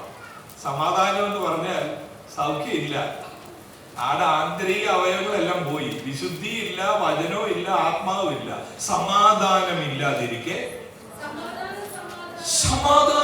സമാധാനം എന്ന് പറഞ്ഞ് അവർ എന്റെ ജനത്തിന്റെ പുത്രിയുടെ മുറിവിന് ലഘുവായി ചികിത്സിച്ചു.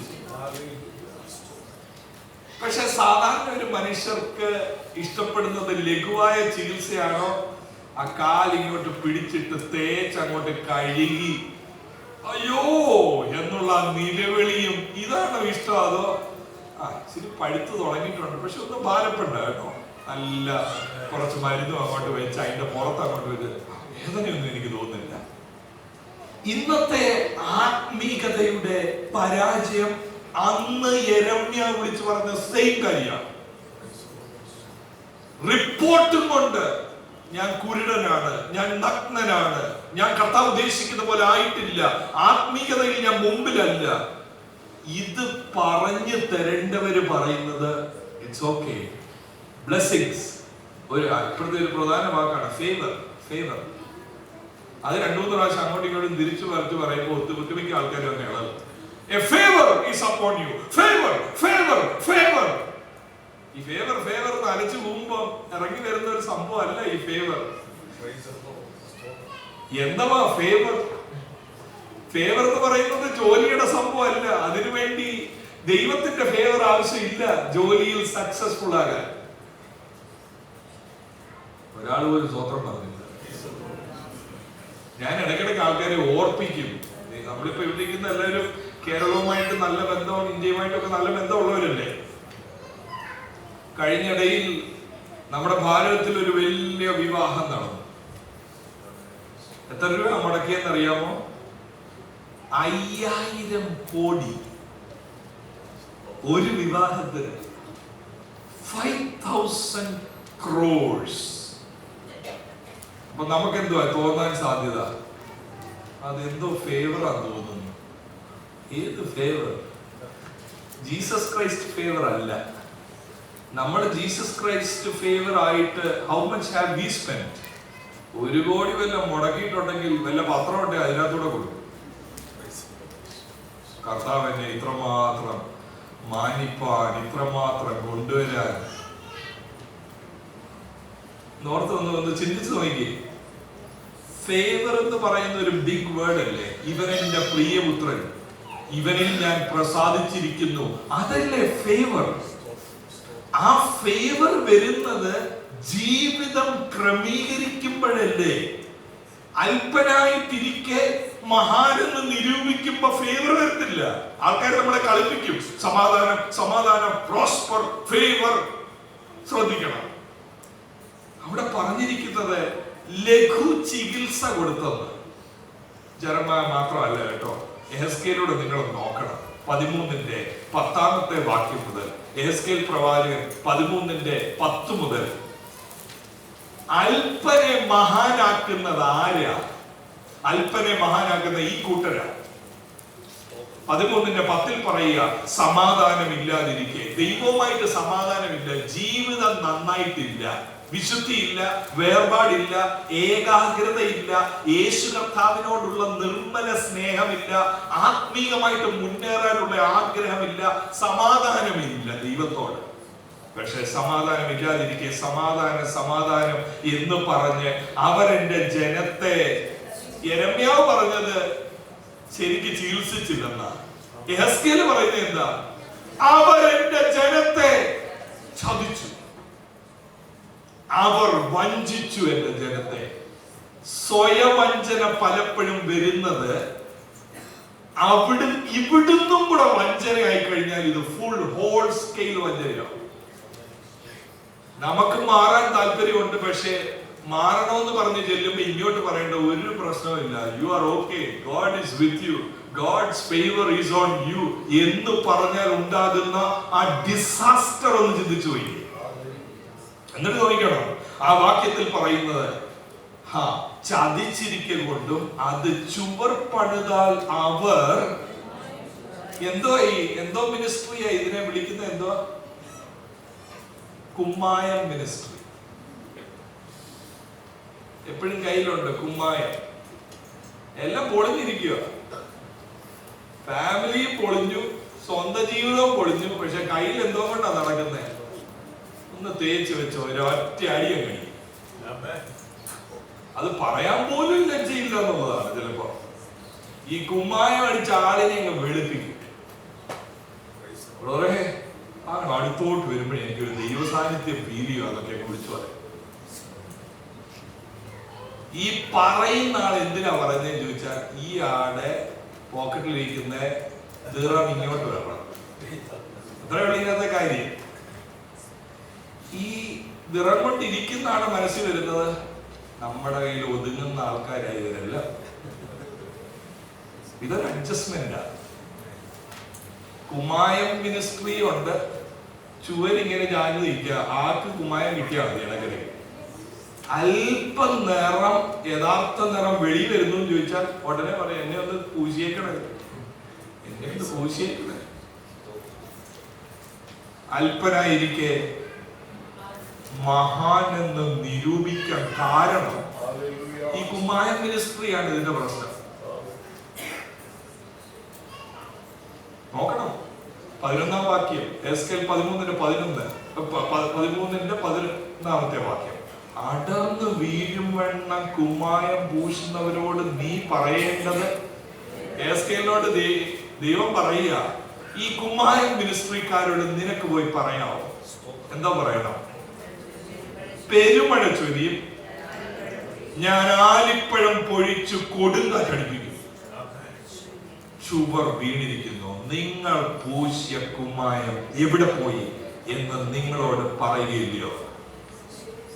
പ്രിയ മക്കളെ, നിങ്ങൾ ഈ വാക്യം പുതിയ നിയമത്തിൽ എവിടെയെങ്കിലും വായിച്ചതായിട്ട് ഓർമ്മ വരുന്നുണ്ടോ? വെള്ളം തേച്ച ശവക്കല്ലറ്, യെസ്. ഇപ്പൊ നമ്മൾ വായിച്ച ഈ കൊടുങ്കാറ്റ്, വൻമഴ, എക്സലന്റ്. യേശു കർത്താവിന്റെ 1-ാം പ്രസംഗത്തിന്റെ കൺക്ലൂഷനാണ്. മത്തായി സുവിശേഷം 7-ൽ യേശു വിളിച്ചു പറഞ്ഞ 2 പണിയുണ്ട് ക്രിസ്ത്യൻ ജീവിതത്തിൽ. ഒന്ന്, അടിസ്ഥാനത്തിന്റെ മേലുള്ള പണി. മറ്റേത് അടിസ്ഥാനമൊന്നുമില്ല, there is no foundation. Prayer life 0, holy life 0, spirit-led ambitions 0, nothing. പക്ഷെ you can see house. ആ ഹൗസിന്റെ മേൽ കുമ്മായം മിനിസ്ട്രി ചെയ്ത് വെച്ചിരിക്കുക. യേശു പറയുക, മഴ വരുന്നുണ്ട്, കൊടുങ്കാറ്റ് വരുന്നുണ്ട്. മത്തായി സുവിശേഷം 7:25 വാക്യം, വൻമഴ ചൊരിഞ്ഞു, നദികൾ പൊങ്ങി. നമ്മള് സാധാരണ ഈ വാക്യം എന്തുമായിട്ടാ പറയുന്നത്? രോഗം, ക്ലേശം.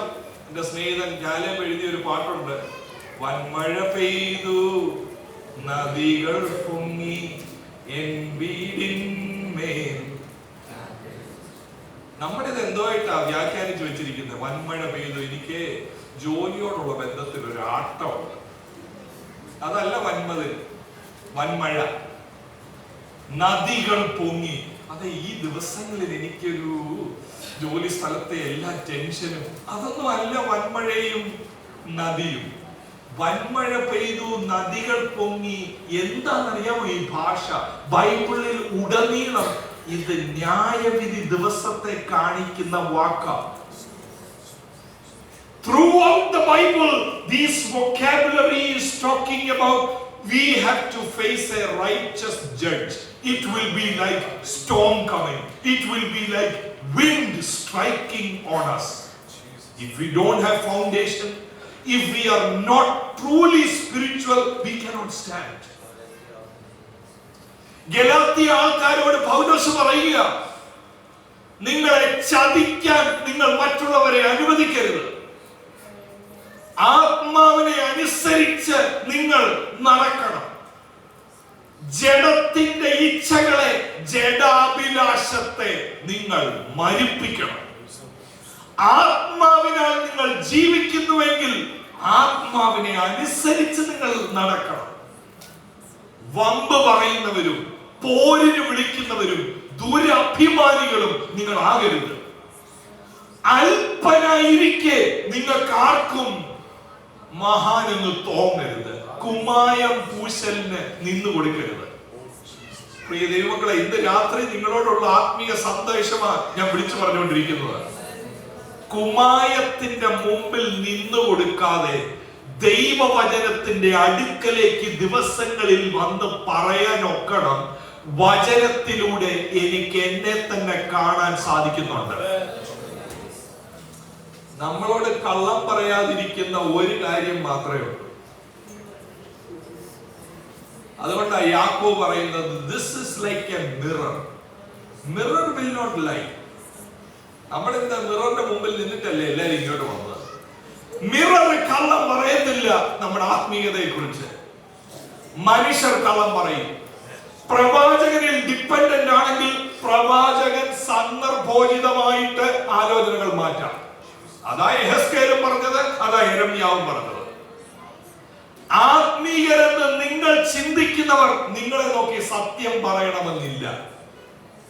എന്നാൽ തെറ്റുപറ്റാത്ത ദൈവത്തിന്റെ വചനത്തിന്റെ അടുക്കലേക്ക് ഇന്ന് രാത്രി പോയി പറയണം, എനിക്ക് എന്നെ തന്നെ കാണാനുള്ള കൃപ, എന്റെ കണ്ണിനെ ദൈവം ഒന്ന് തുറക്കണമേ, ഞാൻ എവിടെ നിൽക്കുന്നുവെന്ന് എനിക്ക് കാണണം. തീർന്നില്ല കേട്ടോ. എനിക്ക് ഈ ഭാഗം നിങ്ങളുടെ ഉള്ളിലേക്കൊന്ന് പകരാൻ ആഗ്രഹമുണ്ട്. എഫെസ്യ ലേഖനം 4-ാം അധ്യായം 25-ാമത്തെ വാക്യം. ഞാനിത് ഭാരത്തോടെ വായിക്കാൻ തുടങ്ങിയിട്ട് കുറച്ച് മാസങ്ങളെ ആയുള്ളൂ. ഞാൻ കൊച്ചിലേ മുതലേ വായിച്ചോണ്ടിരുന്ന, പക്ഷെ ഇപ്പോഴാണ് എനിക്കിത് മനസ്സിലാകുന്നത്. എല്ലാരും തുറന്നു നോക്കണം കേട്ടോ. Ephesians chapter 4 and verse 25. അവിടെ എന്തോ പറയുന്നത്? ആകിയാൽ ഭോഷ്ക് ഉപേക്ഷിച്ച്. ആരാ ഈ കൂട്ടുകാരൻ? ആരാണ് ഈ കൂട്ടുകാരൻ? ഞാൻ നിങ്ങളോട് ചോദിക്കട്ടെ, നിങ്ങൾക്ക് റെസ്പോണ്ട് ചെയ്യാം. ആരാണ് ഈ കൂട്ടുകാരൻ? ഭോഷ്ക് ഉപേക്ഷിച്ച് ഒരുവൻ തന്റെ കൂട്ടുകാരനോട് സത്യം സംസാരിക്കും. ഭോഷ്ക് പറയല്ലേ. ആരാ ഈ വാക്യത്തിൽ പറയുന്ന കൂട്ടുകാരൻ? നമ്മുടെ കളിക്കൂട്ടുകാരൊന്നുമല്ല. ആരാന്നറിയോ? നിങ്ങളുടെ തൊട്ടടുത്തിരിക്കുന്ന വിശ്വാസം. എങ്ങനെ അറിയാം? ആ വാക്യം നോക്കി എന്താ പറയുന്നത്? അപ്പൊ ഇത് ആരായി കൂട്ടുകാരൻ? ദൈവം ചർച്ചയായി നമ്മളെ ഒന്നാക്കിയില്ലേ? ഇതെന്തോ ബന്ധത്തിലേക്കാ ദൈവം നമ്മളെ കൊണ്ടുവന്നത്. ഭോഷ്കിനിടമില്ലാത്തൊരു ബന്ധം. ഭോഷ്ക് ഉപേക്ഷിച്ച് കൂട്ടുകാരനോട് നീ സത്യം പറയണം. കാരണം നാം തമ്മിൽ അവയവങ്ങളാ എന്ന് പറഞ്ഞ കേൾക്കണം. എന്റെ കാലിൽ ഒരു വലിയ വൂണ്ടിരിക്കെ എന്റെ കൈക്ക് എങ്ങനെ പറയാനൊക്കും? എന്റെ ശരീരത്തിൽ ഒരു കുഴപ്പമില്ല.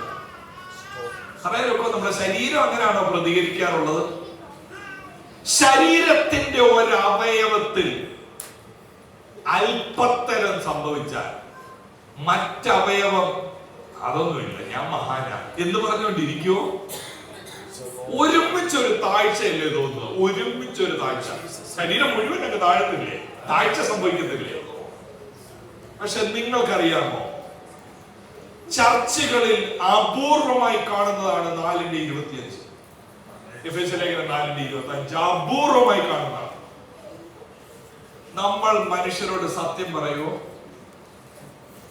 നമ്മൾ എപ്പോഴാ സത്യം പറഞ്ഞതെന്ന് പറഞ്ഞാൽ, പോകുന്ന വഴി കാറിനകത്ത് ആരും കേൾക്കാതെ നമ്മൾ വൈഫിനോട് പറയും. കൊച്ചിനെ കണ്ടായിരുന്നോ? അവരുടെയൊക്കെ പോക്ക് കാണുമ്പോ എനിക്കങ്ങ് വല്ലാതെ വരിക. പക്ഷെ ഈ കൊച്ചിനെ കണ്ടപ്പോ എന്താ പറഞ്ഞേ? മോളെ, നീ മിടിക്കായിട്ടിരിക്കുന്നല്ലോ.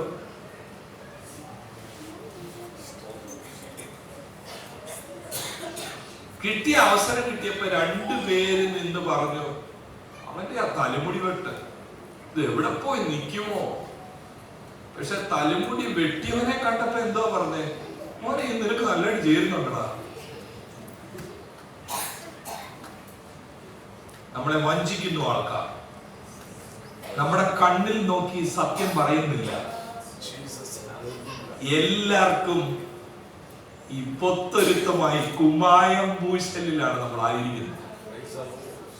ഈ 2025 അവസാനം ഈ 31-ാം തീയതിയിലേക്ക് അപ്രോച്ച് ചെയ്യുമ്പോൾ കർത്താവിന് നമ്മളോട് സത്യം സംസാരിക്കാനുണ്ട്.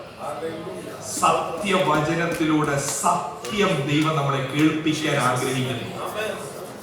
അതിനുവേണ്ടി നമ്മുടെ ഉള്ളിൽ ഒരു ആഗ്രഹം വരണം. ശരിക്കും I want to know the truth about myself. My friend is not telling me. Many prophets are not telling me. They are saying peace, peace, favor. നിങ്ങളെ അടുത്തതിൽ നിന്ന് മുഖസ്തുതി പറയുന്നവരെ എല്ലാവരെയും ആത്മനിറവിൽ വിവേചിക്കാൻ ശീലിക്കണം. ശരിക്കും കൂട്ടുകാരനാണെങ്കിൽ 100% he will tell you the areas that you need to change. That is the body of Christ. Edifying one another, building one another. ഇത്രയും പറഞ്ഞ സ്ഥിതിക്ക് ഞാൻ പറയാം, ആൾക്കാർക്ക് എന്താ നമ്മളോട് പറയാത്തത്? നമ്മളോട് ആരെങ്കിലും വന്ന് ഈ ഏരിയയിൽ താങ്കൾ മാറുന്നത് നല്ലതാണ്, ഞാൻ പലപ്പോഴും ശ്രദ്ധിച്ചു, താങ്കൾ പെട്ടെന്നാണ് വാക്കുകൾ പറയുന്നത്, ഇത് ആൾക്കാരെ ചിലപ്പോൾ മുറിപ്പെടുത്താൻ സാധ്യതയുണ്ട്. നമ്മളിത് എന്താ അങ്ങനെ ആരോടും പറയാത്തത്? അത് പറഞ്ഞു പോയിട്ടുണ്ടെങ്കിൽ ഈ കേൾക്കുന്ന ആൾ എന്തോ പറയും? കൈകൂപ്പി പറയുമോ, thank you so much, I never thought about that, thank you brother, you are such A blessing in my life, God brought you before me എന്ന് പറയുമോ? എന്റെ കാര്യം ഞാൻ നോക്കാം, നീ നിന്റെ കാര്യം നോക്കും. ഇതാ ആൾക്കാർ പറയാത്തത്. ഇതാ ആൾക്കാരെ ബുദ്ധിമാന്മാരായി ഞാൻ എന്റെ കാര്യം നോക്കി, ഞാൻ എന്റെ കുഞ്ഞുങ്ങളുടെ കാര്യം നോക്കി പോവാൻ ഞാൻ കൂടുതൽ ഒന്നിനും തരുന്നില്ല. അത് ആത്മീയതയുടെ ABCD പോലും ആയില്ല. ആത്മീയതയുടെ ABCDയിലുള്ളത് I have a responsibility about my brother. It's not about me alone, God, me, I am going, I don't care about others. No. സഭ എന്ന് പറയുന്നത് ഒരു കൂട്ടുത്തരവാദിത്വമുണ്ട്. എനിക്ക് ഭോഷ്ക് പറയാനൊക്കത്തില്ല, എനിക്ക് സത്യം പറയണം. നാം തമ്മിൽ അവയവങ്ങളല്ലോ. 5:6 നോക്കിയേ, എഫേസ്യലേഖനം 5:6 നോക്കിയേ 5:6 വൃഥ വാക്കുകളാൽ ആരും നിങ്ങളെ ചതിക്കരുത്. ആരും ഒന്ന് പൊക്കാൻ നിന്ന് കൊടുക്കരുത്. ഒരു വണ്ടി വാങ്ങിച്ചെന്ന് വെക്ക, ഉള്ളിൽ തോന്നുന്നത് ഇത്രയും പൈസ മുടക്കി ഈ വ്യക്തി ഇവന് എന്തിന്റെ ഉറപ്പാടാണ്. പക്ഷെ അടുത്തോട്ട് എന്ന് പോയി പറയുന്നത്, ഇത് കൊള്ളാം കേട്ടോ, ഇത് ആർക്കും ഇല്ലാത്തൊരു വണ്ടിയാണ്, നീ എന്തായാലും നിന്റെ കാര്യങ്ങളൊക്കെ എവിടെ കൊണ്ട് നിർത്തിയാലും ആൾക്കാർ ശ്രദ്ധിക്കൂടാ. എങ്ങനെയുണ്ട്? ഉള്ളിൽ എന്തോ ആയിരുന്നു, ഇതിന് വല്ല ആവശ്യമുണ്ടോ ഇത് വാങ്ങിക്കാൻ? വണ്ടിയുടെ അടുത്തോട്ട് എന്ന് പറഞ്ഞ എന്താ, എടാ നിന്റെ വണ്ടി ഏത് നീ കഴിഞ്ഞ ദിവസം അതുവഴി പോയില്ലായിരുന്നു, എവിടെ പോയാലും ഇത് കാണാതാ. ഇത് ലോക മനുഷ്യർ ചെയ്യുന്നതാണ്. പക്ഷെ ഇത് ഒരിക്കലും എവിടെ കേൾക്കരുത്? Body of Christ. Body of ക്രൈസ്റ്റിൽ അല്പനെ മഹാനാക്കാൻ പാടില്ല.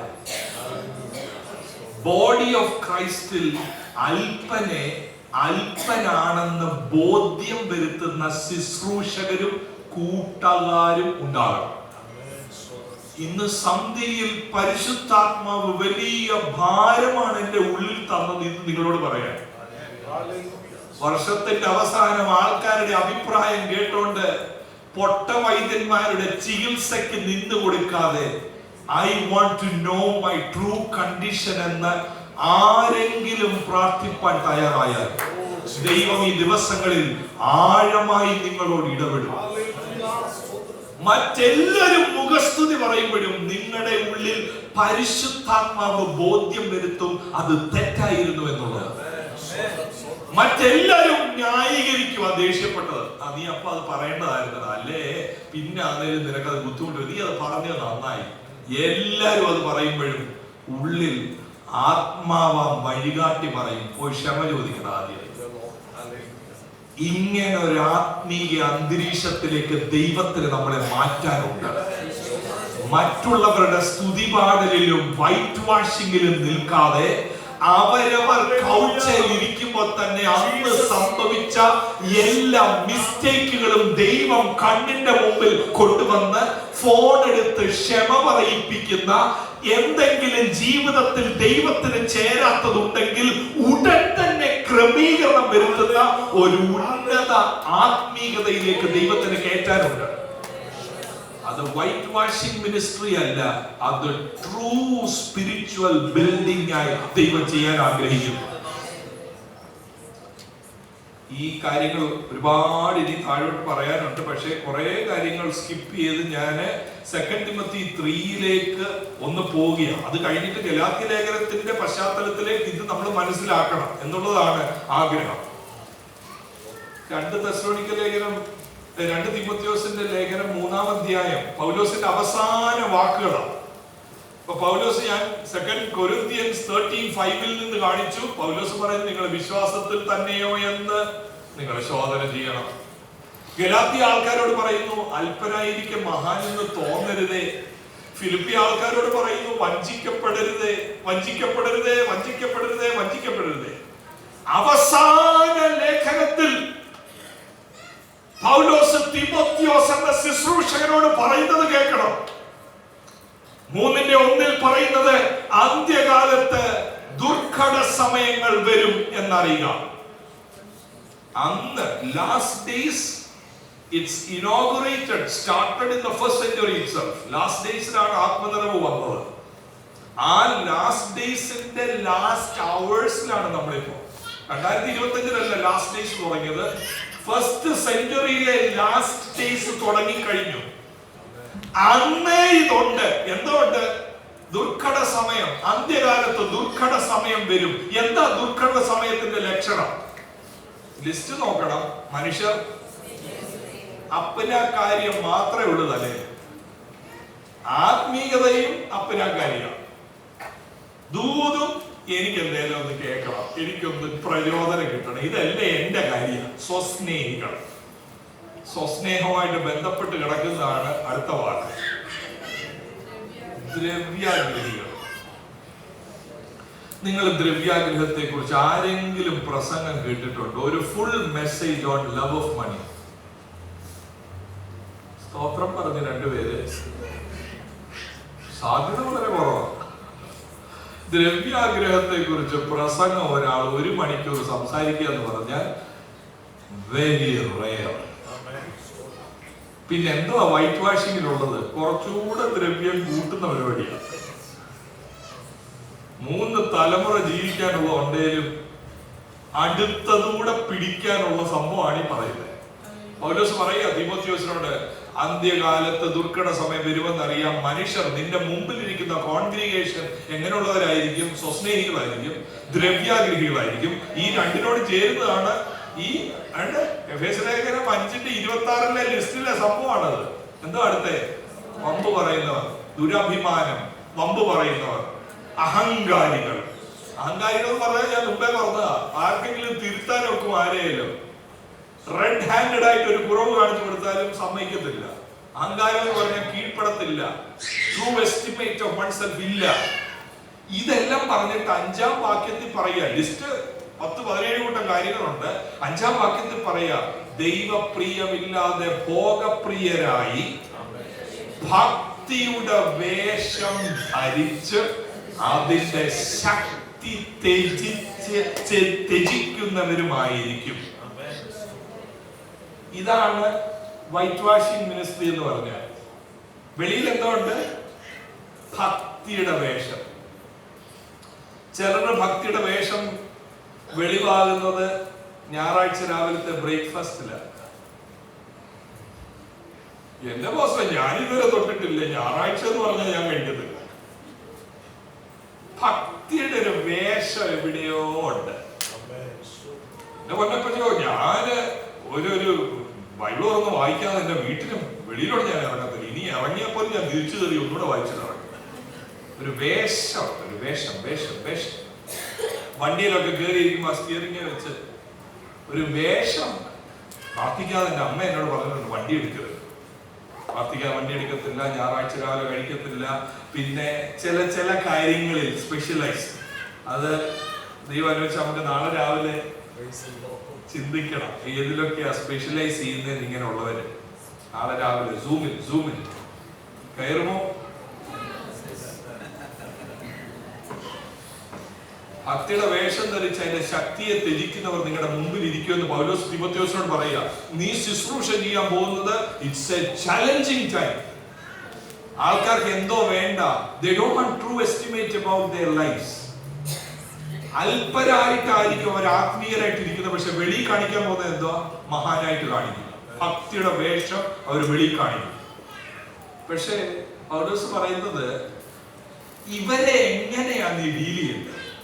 നിങ്ങൾക്കറിയാമോ, ഈ 3:1 മുതലുള്ള വാക്യങ്ങളിൽ കാണുന്നവർ നമ്മൾ ഓരോരുത്തരും അതിന്റെ പിടിയിലാണ്. നമ്മൾ ശ്രദ്ധിച്ചില്ല എങ്കിൽ ഞാനും നിങ്ങൾ ഒരുപോലെ 2 തിമോഥെയോസ് 3:1 മുതലുള്ള വാക്യങ്ങളുടെ പിടിയിലാണ് നമ്മൾ ശ്രദ്ധിച്ചില്ല എങ്കിൽ.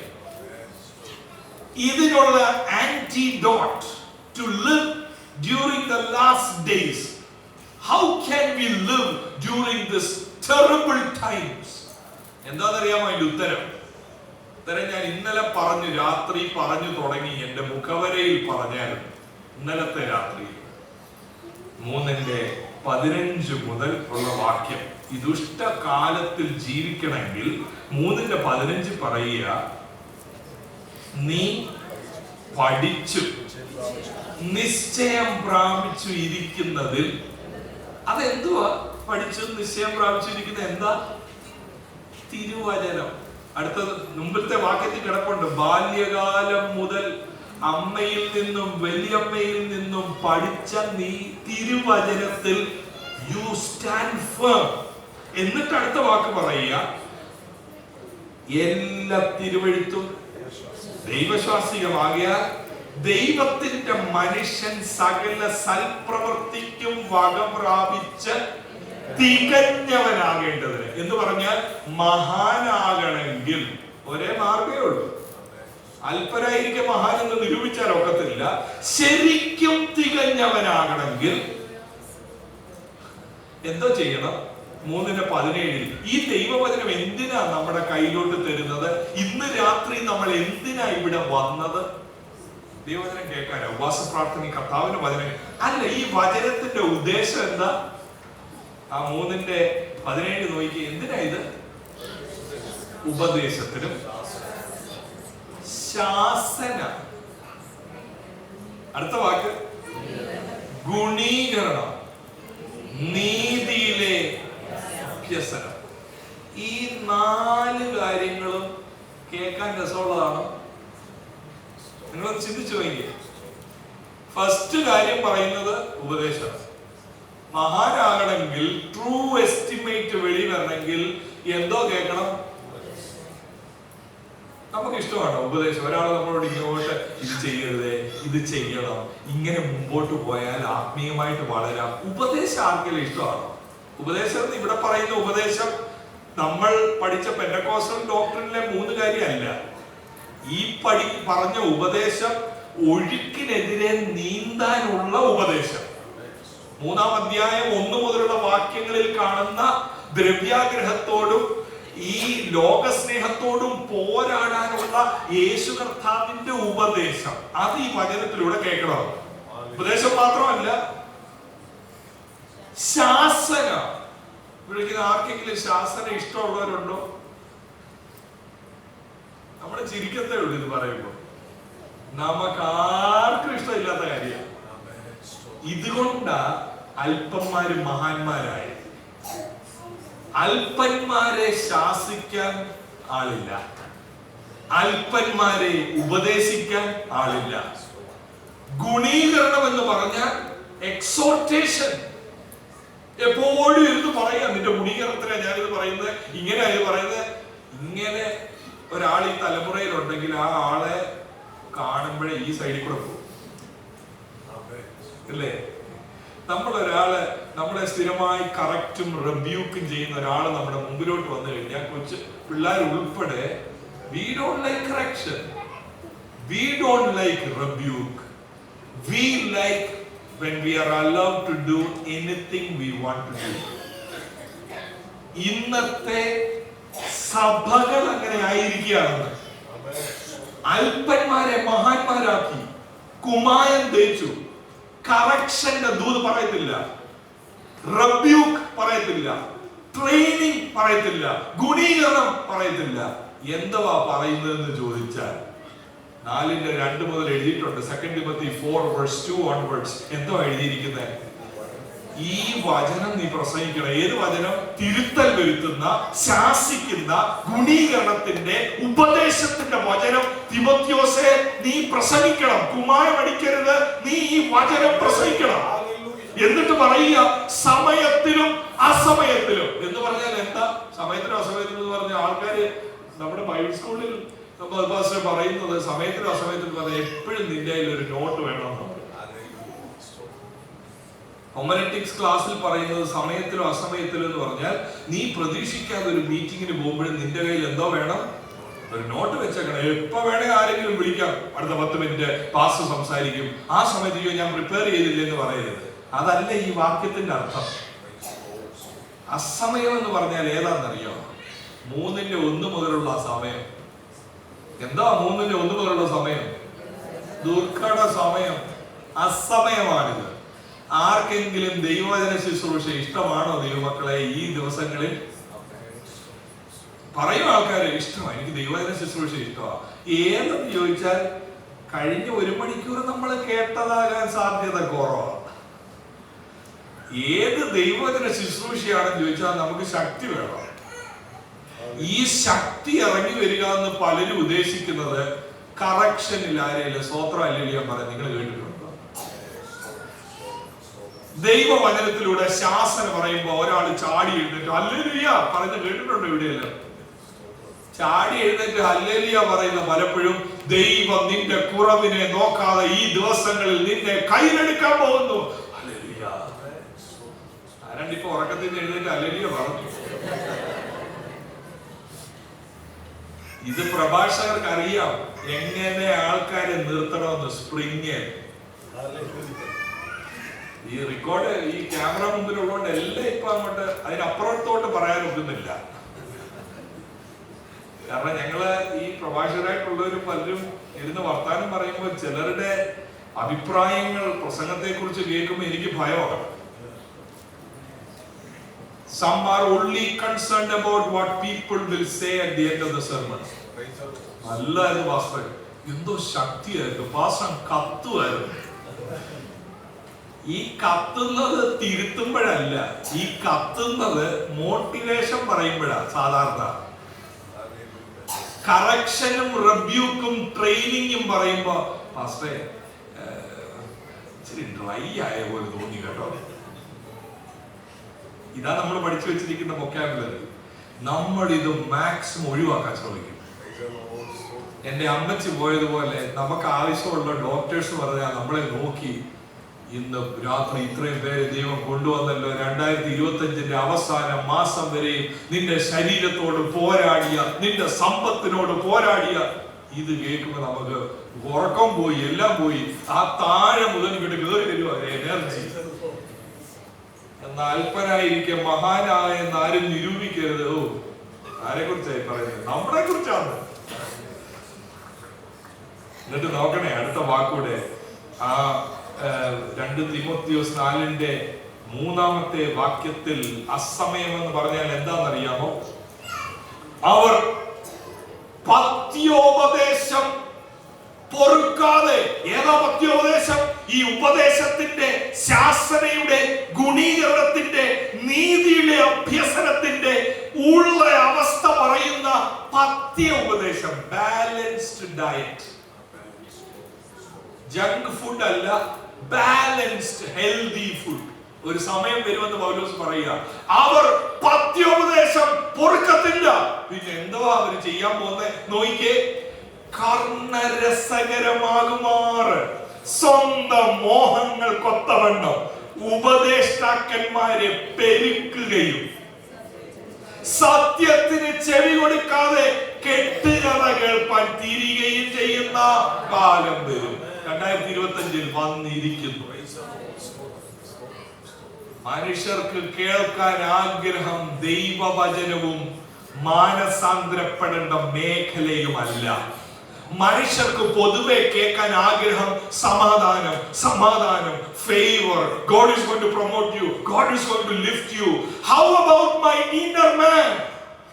Am I close to presence of God? Am I reading Bible? Am I growing in the areas where I am not like Christ?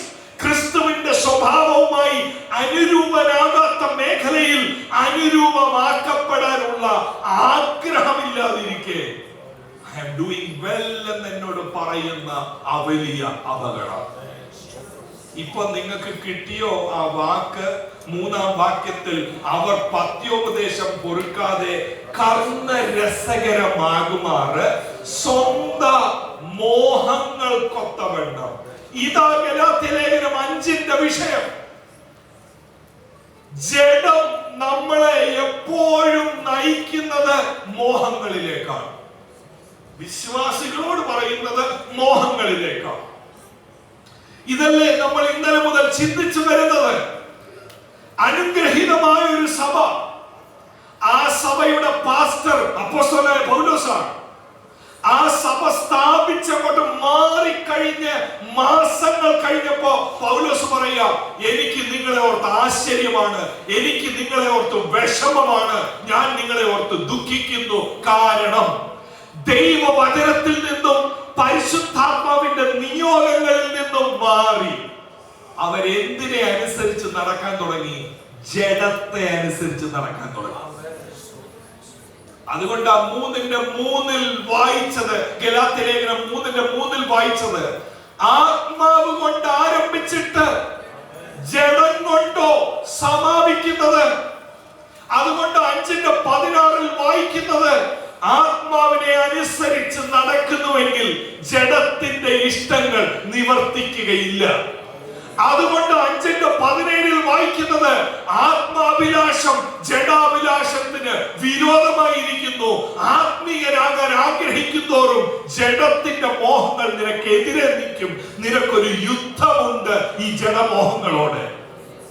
അതുകൊണ്ട് 5:23 വായിച്ചത്, ക്രിസ്തുവിനുള്ളവൻ ജഡത്തെ അതിന്റെ രാഗമോഹങ്ങളോടുകൂടെ എന്താ അടുത്ത വാക്ക് കേൾക്കാൻ എനിക്ക് ആകാംക്ഷയോടെ ഞാൻ ഇരിക്കുക. ക്രിസ്തുവിനുള്ളവൻ ജഡത്തെ അതിന്റെ രാഗമോഹങ്ങളോടുകൂടെ. ആ ലാസ്റ്റ് വാക്ക് ക്ലിയർ ആവുന്നില്ല. ക്രൂശത്തെ വരുന്നുള്ളൂ. എന്തുവാ? ക്രൂശിച്ച് ഇരിക്കുന്നത്. ക്രൂശിക്കണമെന്നല്ല പറയുന്നത്. അടുത്ത ദിവസം ക്രൂശിച്ചിരിക്കുന്നു. അപ്പൊ യഥാർത്ഥ രക്ഷിക്കപ്പെടൽ എന്താണെന്നോ മക്കളെ? യഥാർത്ഥ രക്ഷിക്കപ്പെടൽ എന്ന് പറഞ്ഞാൽ ജഡമോഹത്തോടും ലോകമോഹത്തോടും പിശാചിന്റെ തന്ത്രങ്ങളെ നോക്കി ഇതെനിക്കിനി വേണ്ട, എനിക്ക് ദൈവത്തിന്റെ ഇഷ്ടം മതി എന്ന് പറയുന്നതല്ലേ യഥാർത്ഥ രക്ഷിക്കപ്പെടൽ. രക്ഷിക്കപ്പെടൽ എന്ന് പറയുന്നത് ആരും കാണാതെ ഒളിച്ചും പാത്തും കൈപൊക്കി എനിക്ക് സ്വർഗം വേണം എന്ന് പറയുന്നതല്ല. ഈ ലോകം എനിക്ക് വേണ്ട, ഈ ജഡമോഹം എനിക്ക് വേണ്ട, പിശാചിന്റെ തന്ത്രം എനിക്ക് വേണ്ട, എനിക്ക് യേശു മതി, ദൈവഹിതം മതി, എനിക്ക് നിത്യജീവൻ മതി. അതല്ലേ യഥാർത്ഥ മാനസാന്തരം. അതുകൊണ്ടല്ലേ പൗലോസ് ധൈര്യമായി പറയുന്നത്, ക്രിസ്തുവിനുള്ളവൻ ജഡമോഹങ്ങളെ, ജഡത്തെ, അതിന്റെ രാഗമോഹങ്ങൾ എന്ന് പറഞ്ഞാൽ എന്താ? ജഡത്തിന്റെ പാഷൻസ്, ജഡത്തിന്റെ ചിന്തകൾ, ഇച്ഛകൾ, അത് കേവലം സെക്ഷൽ ഇമ്മോറാലിറ്റിയും സോഷ്യൽ ഈവിൾ മാത്രമല്ല. 5:19 മുതലുള്ള വാക്യങ്ങൾ, 19, 20, 21 4 കാറ്റഗറിയിലായിട്ട് പറയുന്നത് നമ്മൾ ചിന്തിച്ചില്ലേ? ആദ്യത്തെ 3 കാര്യം ദുർനടപ്പ്, അശുദ്ധി, ദുഷ്കാമം, ഇതെല്ലാം നമുക്ക് അറിയാവുന്ന കാര്യമാണ്. അത് കഴിഞ്ഞിട്ട് പറയുന്നു ആഭിചാരം, വിഗ്രഹാരാധന. അത് കഴിഞ്ഞിട്ട് 8 കൂട്ടം കാര്യങ്ങൾ പറയുന്നു: പിണക്കം, ക്രോധം, ജാരശങ്ക, ദ്വന്ദ്വപക്ഷം, 8 കൂട്ടം, അസൂയ ഉൾപ്പെടെ പറയുന്നു. അത് കഴിഞ്ഞ് പറയുന്നു മദ്യപാനം, വെറുക്കൂത്ത്. ഈ 4 കൂട്ടം കാറ്റഗറി മാത്രമല്ല ജഡത്തിന്റെ രാഗമോഹങ്ങൾ എന്ന് പറഞ്ഞാൽ. ജഡത്തിന്റെ രാഗമോഹങ്ങൾ എന്ന് പറഞ്ഞാൽ മദ്യപിക്കുന്നില്ല ഞാൻ, എനിക്ക് ജഡത്തിന്റെ രാഗമോഹമില്ല. അത് മാത്രമല്ല, ഞാൻ വിഗ്രഹാരാധനയ്ക്ക് പോയില്ല, ഞാൻ മന്ത്രവാദം, ഞാൻ വിശ്വാസിയല്ലേ. ജഡത്തിന്റെ രാഗമോഹം എന്ന് പറഞ്ഞാൽ മദ്യപിക്കാതിരിക്കുന്നതും വെറുക്കൂത്തിലേക്ക് പോകാതിരിക്കുന്നതും മാത്രമല്ല, എനിക്ക് സ്വസ്നേഹത്തോടെ എന്റെ പേര് വലുതാക്കണം, എനിക്ക് വലിയവനായി തീരണം എന്നുള്ള രാഗമോഹം, the passion, the driving force behind my prayer and my hard work. കേട്ടിട്ടുണ്ടോ? This is my hard earned money, this is my dream, I want to be first. എനിക്ക് ഒന്നാമനാകണം, എനിക്ക് എല്ലാവരെയും കടത്തിവെട്ടി എനിക്ക് ഏറ്റവും വലുത് വേണം, ഏറ്റവും ബെസ്റ്റ് വേണം. The best, the fastest, the brightest, the biggest, everything should be mine. I am praying, I am giving my tithe. God, give me.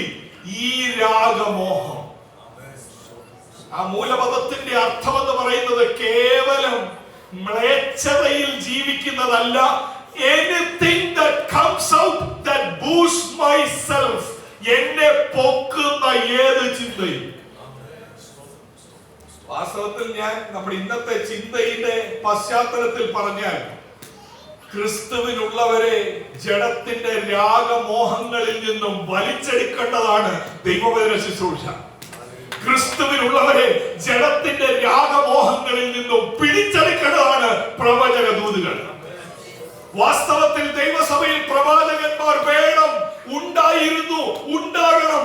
നമ്മുടെ ഭവനത്തിൽ വന്ന്, സഹോദര, നിങ്ങൾക്ക് വലിയ പണക്കൊതിയാണ്, നിങ്ങൾ കഴിഞ്ഞ ദിവസം ഒരു കള്ള സർട്ടിഫിക്കറ്റ് ഉണ്ടാക്കി, ആ കള്ള സർട്ടിഫിക്കറ്റിന്റെ ജോലി നിങ്ങൾക്ക് ചേർന്നതല്ല, പോയത് റിസൈൻ ചെയ്യും.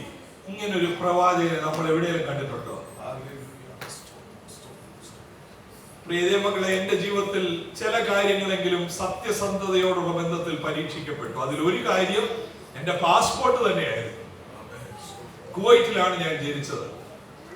അന്നത്തെ കാലത്ത് മദറിന്റെ പാസ്പോർട്ടിൽ ചേർത്താണ് നാട്ടിലേക്ക് വരുന്നത്. ഇൻഡിപെൻഡന്റ് ആയിട്ടുള്ള പാസ്പോർട്ട് ഇല്ല. ഞാൻ 2016 പാസ്പോർട്ടിന് അപ്ലൈ ചെയ്ത സമയത്ത് എംബസിയിൽ, കുവൈറ്റ് എംബസിയിൽ നിന്ന് ഇത്രയും വർഷങ്ങൾ കഴിഞ്ഞിട്ട് ഒരു ബർത്ത് സർട്ടിഫിക്കറ്റ് കിട്ടുക എന്ന് പറയുന്നത്, ബർത്ത് രജിസ്ട്രിയിൽ നമ്പർ ഉണ്ട്, പക്ഷേ എംബസിയിൽ നിന്നും ബർത്ത് സർട്ടിഫിക്കറ്റ് ഉണ്ടാക്കുക എന്ന് പറയുന്നത് it is next to impossible. You won't get it. പലരും സജസ്റ്റ് ചെയ്ത്, including people who are in authority, കുവൈറ്റിന്റെ സ്ഥാനത്ത് അയിരൂരം എഴുതി വെക്കുക, മാവേലിക്കരെ എഴുതി വെക്കുക. ആരെങ്കിലും വിൽ എനിബഡി ഒപ്പോസ് യു, കുവൈറ്റിലാ ജനിച്ചെന്ന് എന്തിനാ എഴുതി വെക്കേണ്ടത്? അയിരൂരം എഴുതി വെച്ചോ, നാളെ അടുത്ത ആഴ്ച പാസ്പോർട്ട് കിട്ടും. അത് എപ്പോഴാന്ന് ചോദിച്ചാൽ UK ഒരു കോൺഫറൻസിനുള്ള ക്ഷണം കിട്ടി, അപ്പോഴാണ് ഈ പാസ്പോർട്ടിന് പുറകെ പോയത്. ഒരാഴ്ചക്കുള്ളിൽ പാസ്പോർട്ട് വീട്ടിൽ വരും. ഈ കുവൈറ്റ് മറച്ചു വെച്ച് ബർത്ത് സർട്ടിഫിക്കറ്റ് ഇല്ല, അയിരൂരെന്നൊക്കെ എഴുതിയാൽ ആരും ചോദിക്കത്തില്ല. അവിടുത്തെ വില്ലേജ് ഓഫീസിൽ പോയി നാളെയോ മറ്റേതാളോ അടുത്ത മാസമോ കുറച്ച് പൈസ കൊടുത്താൽ ഇതെല്ലാം ഉണ്ടാക്കാം. എവിടെ പോവാ? ശുശ്രൂഷയ്ക്ക് പോവാ. വലിയൊരു പോരാട്ടം ഉള്ളിൽ. കള്ളം കാണിക്കാനൊക്കെ അങ്ങനെ കുവൈറ്റിന്റെ സ്ഥാനത്ത് എങ്ങനെ അയിരൂർ എഴുതി വെക്കും? എന്തിനാകും പോകുന്ന എല്ലാം പ്രശ്നമാകുമല്ലോ. ആ സമയത്ത് ഈ പറയുന്ന വാക്കുകൾ, ഈ പറയുന്ന സത്യമേതാ കള്ളമേതാ എന്നുള്ള തിരിച്ചറിവ് പരിശോധിക്കപ്പെട്ട ജീവിതത്തിൽ 2.5 വർഷം എടുത്തു കുവൈറ്റിൽ നിന്നൊരു ബർത്ത് സർട്ടിഫിക്കറ്റ് പാസ്പോർട്ടിൽ കുവൈറ്റ് എന്ന് പറഞ്ഞ് അടിച്ചു വരാൻ. 2.5 years. ആ 2.5 വർഷവും ശുശ്രൂഷയ്ക്കുള്ള അവസരം വരുന്നു. യാത്ര ചെയ്യാൻ ഒക്കത്തില്ല, പാസ്പോർട്ട് ഇല്ലല്ലോ. ഇങ്ങനെയുള്ള പരീക്ഷകൾ നമ്മുടെ എല്ലാവരുടെയും ജീവിതത്തിൽ വരും. ചിലത് somethings are out of my control. അത് ഞാൻ പലപ്പോഴും തിരിച്ചറിഞ്ഞു. എന്റെ മുമ്പിൽ ആ ഇതാണ് ബ്ലാക്ക് ഇതാണ് വൈറ്റ് എന്ന് അറിഞ്ഞാൽ പല കാര്യങ്ങളും ഇതാണ് ബ്ലാക്ക് എനിക്ക് ചെയ്യാൻ ഒക്കത്തില്ല എന്നുള്ളത് നമുക്കറിയാം. ചിലപ്പോൾ നിങ്ങളും അങ്ങനെയുള്ള സിമിലർ സിറ്റുവേഷനിൽ വരും. ചിലപ്പോൾ ചിലത് കൈ വരുമ്പോഴാണ് അയ്യോ ഇതിങ്ങനെയാണ് ഈ കാര്യം, വി ഡോണ്ട് നോ. പക്ഷെ ചിലത് ടെസ്റ്റ് ആയിട്ട് നമ്മുടെ മുമ്പിൽ വരും. Will you take this or will you take this? അവസാന നിമിഷങ്ങളിൽ ഒരു വാക്യം കൂടെ വായിച്ച് ഞാൻ അവസാനിപ്പിക്കാം ഇന്നത്തെ ഈ ഒരു സെഷൻ. 6-ാം അധ്യായം അതിന്റെ 8-ാമത്തെ വാക്യം. ജഡത്തിൽ വിതയ്ക്കുന്നവൻ ജഡത്തിൽ നാശം കൊയ്യും. ആത്മാവിൽ വിതയ്ക്കുന്നവൻ ആത്മാവിൽ നിന്ന് നിത്യജീവനെ കൊയ്യും. കാണുന്നുണ്ടോ ഇത്? മനുഷ്യർ തേച്ച വൈറ്റ് വാഷ് താഴെ വീഴും എന്നല്ലേ പൗലോസ് ഇവിടെ പറയുന്നത്. മനുഷ്യർ നമ്മളോട് പറഞ്ഞ കള്ളങ്ങൾ, നമ്മുടെ കൂട്ടുകാര് നമ്മളെ മുഖസ്തുതി പറഞ്ഞത്, ഭോഷ്ക് വാക്കായി നമ്മളോട് പറഞ്ഞത്, നമ്മളിൽ തെറ്റുള്ളപ്പോൾ 4 പേര് കൂടി നിന്ന് ആ തെറ്റിനെ വെളുപ്പിച്ചത്. പൗലോസ് പറയുക ഇതെല്ലാം പൊങ്ങും ഒരു ദിവസം. ജഡത്തിൽ വിതയ്ക്കുന്നവൻ ഇന്ന് സഭയിൽ ചിലപ്പോൾ സ്ഥാനം കിട്ടും, മാനം കിട്ടും, എല്ലാവരുടെയും മുമ്പിൽ വൈറ്റ് വാഷ് ആയിട്ടിരിക്കും. പക്ഷെ ഒരു ദിവസം വരുന്നുണ്ട്, അതെങ്ങനത്തെ ദിവസമാ? മഴ മേളിന്ന് വെള്ളം പൊങ്ങി വരുന്ന പോലെ, കാറ്റടിക്കുന്ന പോലെ എനിക്ക് നിൽക്കാൻ പറ്റത്തില്ല. എന്നോട് ഭോഷ്ക് പറഞ്ഞ കൂട്ടുകാരൻ അവിടെ ഉണ്ടോ? എനിക്ക് ഒതവെച്ച് തന്ന കള്ളപ്രവാചകൻ അവിടെ ഉണ്ടോ? കർണരസകരമായത് എന്നോട് ഓതി തന്ന ആരെങ്കിലും അവിടെ ഉണ്ടോ? ഞാൻ വിശുദ്ധനായ ദൈവത്തിന്റെ മുമ്പിൽ ഞാൻ തന്നെ നിൽക്കുക. എന്റെ അശുദ്ധി എല്ലാം വെളി വരുന്ന ഒരു ദിവസം. ഒന്നിൽ നമ്മളുടെ മരണം അല്ലെങ്കിൽ കർത്താവിന്റെ വരവ്. ഇതിനു മുമ്പ് ഈ ദിവസങ്ങളിൽ ദൈവം ഒരു അവസരം തരുന്നു. ജഡത്തിൽ വിതയ്ക്കുന്ന ആരെങ്കിലും, അല്ല ആരെങ്കിലും ഉണ്ടെന്ന് പറഞ്ഞ് ഞാൻ ചെയ്ത തെറ്റാ. ജഡത്തിൽ വിതയ്ക്കുന്നവർ ഉണ്ട് എന്നുള്ളതാ സത്യം. അല്ലെങ്കിൽ ഇങ്ങനെ ഒരു ആലോചന ഈ വർഷത്തിന്റെ അവസാനം ദൈവം എന്റെ അധരങ്ങളിൽ പ്രകാശിപ്പിക്കുകയില്ലല്ലോ. ജഡത്തിൽ വിതയ്ക്കുക എന്ന് പറഞ്ഞാൽ എന്റെ മോഹത്തിന് വേണ്ടി ഞാൻ ജീവിക്കുന്നു, അതിന് കള്ളം പറയും, അതിന് ഏതറ്റം വരെ പോകും, അതിനുവേണ്ടി ഉപവസിക്കും. ദൈവത്തിന്റെ ഹിതം ആരായാൻ ഞാൻ സമയമെടുത്തിട്ടില്ല. എന്തോ ഹിതമായി ആരായത്? ഞാൻ ഈ താമസിക്കുന്ന രാജ്യം ദൈവഹിതത്തിലാണോ ഞാൻ ഇവിടെ ആയിരിക്കുന്നത്? അവിടെ തുടങ്ങണോ ആ ചോദ്യം. ഞാൻ ഈ ദേശത്തിൽ വന്നത് എന്റെ ഹിതത്തിലാണോ ദൈവഹിതത്തിലാണോ? അവിടെ തുടങ്ങണം ജഡത്തിന്റെ വിതയ്ക്കലും ആത്മാവിന്റെ വിതയ്ക്കലും. പ്രവാസത്തിലും സക്സസ്ഫുൾ ആകാം, പ്രവാസത്തിലും പ്രോസ്പെരിറ്റി ഉണ്ടാകാം. പ്രവാസത്തിൽ ഇല്ലാത്ത 2 കാര്യങ്ങളേ ഉള്ളൂ. ആത്മസാന്നിധ്യവും അവിടെ ഇല്ല, ദൈവ ശബ്ദവും അവിടെ ഇല്ല. ഓരോ കാര്യത്തെയും ഓർത്ത് ഇത് ഞാൻ ജഡത്തിലായിരുന്നോ വിതയ്ക്കുന്നത്, ഞാൻ ആത്മാവിലായിരുന്നോ വിതയ്ക്കുന്നത്? ജഡത്തിൽ വിതയ്ക്കുന്നവൻ, തീർത്ത് പറയുകയാണ് പൗലോസ്, നാശം കൊയ്യും. ആത്മാവിൽ വിതയ്ക്കുന്നവരെന്ന് പറഞ്ഞാൽ എപ്പോഴാ? ഒരു ദിവസമാണോ? 2 ദിവസമാണോ? അനുദിനം ഓരോ തീരുമാനങ്ങളുടെ മുമ്പിലും ദൈവത്തിന്റെ ഹിതം എനിക്ക് അറിയണമെന്ന് നോക്കി ആത്മാവിൽ വിതയ്ക്കുന്നവൻ നിത്യ ജീവനെ കൊയ്യുമെന്ന്. പ്രിയ ദൈവമക്കളെ, ഇത് ഗൗരവമുള്ള കാര്യമില്ലേ? അല്ലെങ്കിൽ ഗലാത്യ സഭകളോട് മാസങ്ങൾക്ക് ദൈർഘ്യത്തിൽ പൗലോസ് തിരിഞ്ഞു പറയുമോ, I think I wasted my effort, ഞാൻ എല്ലാം വെറുതെയാക്കി, നഷ്ടപ്പെടുത്തി, ഞാൻ ദുഃഖിക്കുന്നു, ഞാൻ ഭയപ്പെടുന്നു, ഞാൻ ആശ്ചര്യപ്പെടുന്നു എന്ന് പറയുമോ? നമ്മൾ സാധാരണ നമ്മളെ നോക്കി ആരും എനിക്ക് നിന്നെ കാണുമ്പോൾ ഭയമാണ് എന്ന് പറയാറില്ല. നമ്മളെ നോക്കി ആരും എടാ എനിക്ക് നിന്നെ കാണുമ്പോൾ വിഷമമാണ് എന്ന് പറയാനില്ല, നമ്മുടെ മാതാപിതാക്കൾ ഉൾപ്പെടെ. പക്ഷെ അങ്ങനെയുള്ള മാതാപിതാക്കൾ ഉണ്ട് കേട്ടോ, ഇന്നും ഉണ്ട്. ഞാൻ കഴിഞ്ഞിടയിൽ മറ്റൊരു രാജ്യത്തിൽ അങ്ങനെ ഒരു ചെറുപ്പക്കാരനെ കണ്ടു. അദ്ദേഹത്തിന് ഒരു mid-30s ഒരു പുരുഷായുസ്സിൽ മുഴുവൻ ഒരു വ്യക്തിക്ക്, സാധാരണ ഒരു വ്യക്തിക്ക് ഒരു ഹയർ സ്ട്രാറ്റ ഓഫ് സൊസൈറ്റി എൻഡിൽ ഉണ്ടാക്കാവുന്ന എല്ലാം 35 വയസ്സിനുള്ളിൽ അദ്ദേഹം ഉണ്ടാക്കി കഴിഞ്ഞു. വാഹനത്തിന്റെ കാര്യമാകട്ടെ, ഭവനമാകട്ടെ, എന്തോ ചെയ്യാതെന്ന് അറിയത്തില്ല, അതുപോലെ പൈസ. ഒരു കോഫിയും പിടിച്ചോണ്ട് എന്റെ മുമ്പിൽ ഇരുന്നിട്ട് പറയുക, പാസ്റ്ററെ, എന്നെ ഏറ്റവും ദുഃഖിപ്പിക്കുന്നത് ഞാൻ ഈ ഓരോ വീട് വാങ്ങിച്ച്, ഓരോ വണ്ടി വാങ്ങിച്ച് ഞാൻ എൻ്റെ അപ്പച്ചനും അമ്മച്ചിക്കും പിക്ചർ അയച്ചു കൊടുക്കും.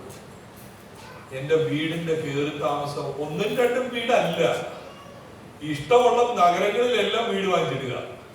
അങ്ങനത്തെ ഒരു വ്യക്തി. അവൻ വരത്തില്ല പാസ്റ്റർ, എനിക്ക് അവരെ സന്തോഷിപ്പിക്കാൻ ഒക്കുന്നില്ല പാസ്റ്റർ, എന്റെ പ്രയാസം അതാണ്. ഞാനിത് കേട്ടോണ്ടിരുന്ന എന്റെ കണ്ണുകൾ നിറയുക.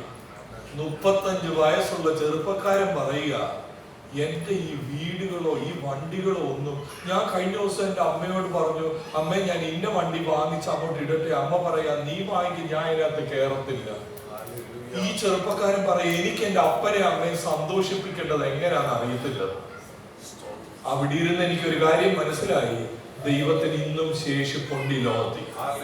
ആ അപ്പച്ചനെ അമ്മച്ചിയും പ്രാർത്ഥിക്കുന്ന അപ്പച്ചനും അമ്മച്ചിയാ. ഈ വ്യക്തി തന്നെ എന്നോട് പറയുക, എന്റെ അപ്പച്ചനും അമ്മച്ചിയെയും സന്തോഷിപ്പിക്കുന്ന ഒരു കാര്യമേ ഉള്ളൂ, എന്റെ വീടും സന്തോഷിപ്പിക്കുന്നില്ല, എന്റെ വണ്ടിയും സന്തോഷിപ്പിക്കുന്നില്ല. ഞാൻ വിളിച്ച് എന്തെങ്കിലും ഞാൻ പ്രാർത്ഥിക്കുമായിരുന്നു, ഞാൻ ദൈവത്തിൽ നിന്ന് ഇന്ന ആലോചന കേട്ടു, അപ്പച്ചനും വാതോരാതെ പിന്നെ പറയാനുണ്ടെന്ന് പറഞ്ഞു. പ്രിയ ദൈവമക്കളെ, നിങ്ങളുടെ കുഞ്ഞുങ്ങളോടുള്ള ബന്ധത്തിൽ എന്താ നിങ്ങളെ സന്തോഷിപ്പിക്കുന്നത്? ഞാൻ ഇന്നിവിടെ നിൽക്കുമ്പോൾ വളരെ താഴ്മയോടെ എനിക്ക് പറയാനുള്ള കാര്യം ഇതാ.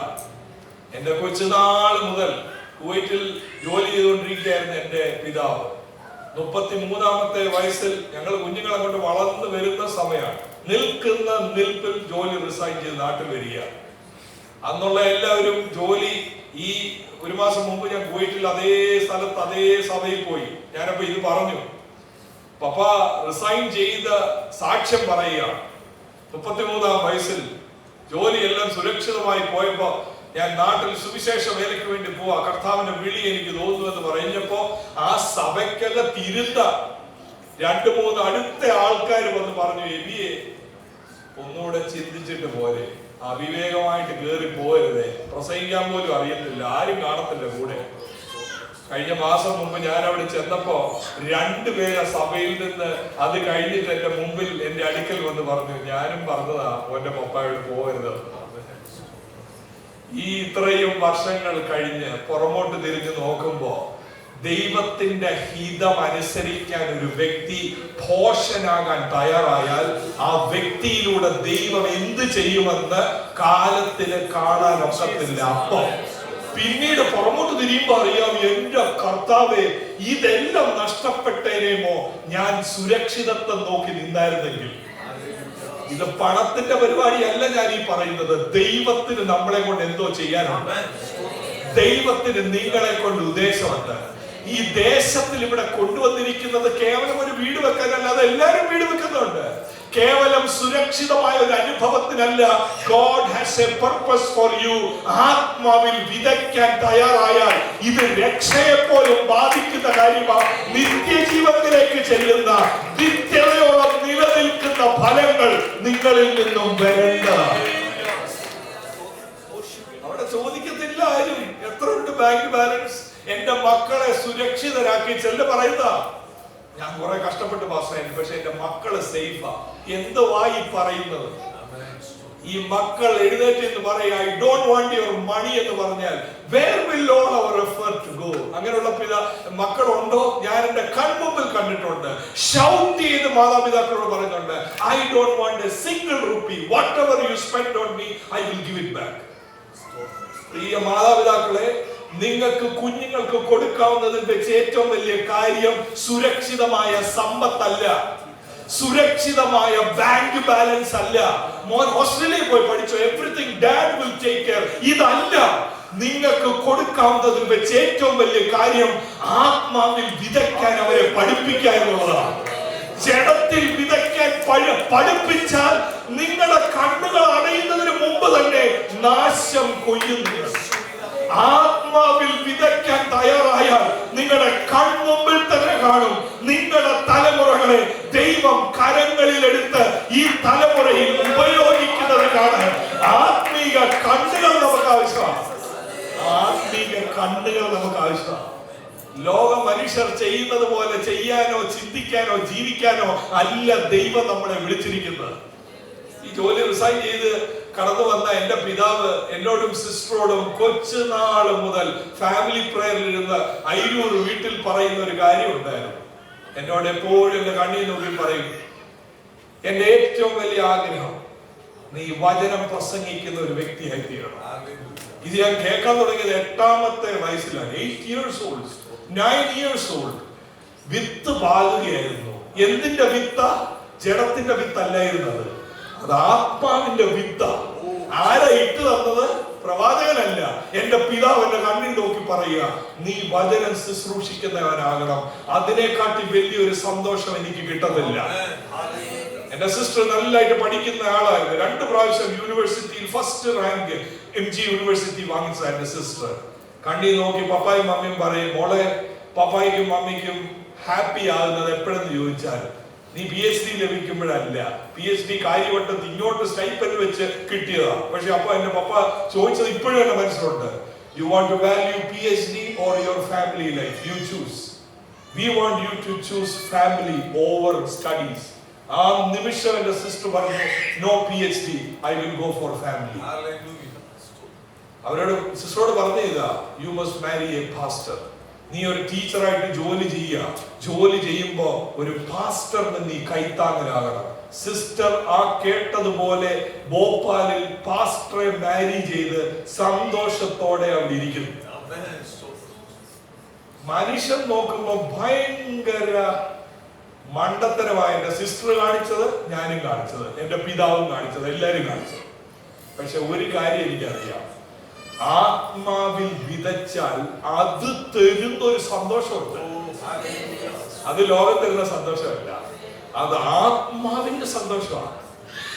ആത്മാവിലുള്ള ഒരു സമാധാനമുണ്ട്.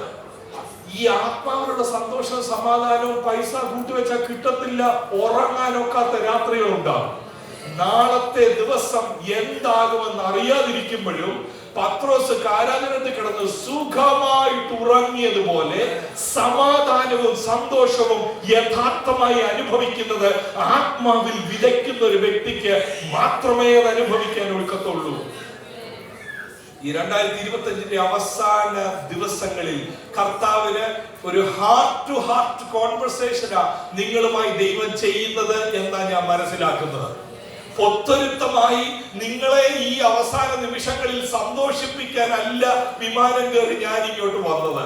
ഞാൻ സാധാരണ ദൈവത്തോട് പറയുന്ന ഒറ്റ കാര്യമാണ്, ദൈവമേ അങ്ങ് ഏൽപ്പിക്കാത്തതൊന്നും അധികമായി എനിക്ക് പറയാൻ ഇടയാക്കരുത്. പക്ഷെ അങ്ങ് എന്നിൽ തരുന്നതൊന്നും പറയാതിരിക്കുകയും ചെയ്യരുത്.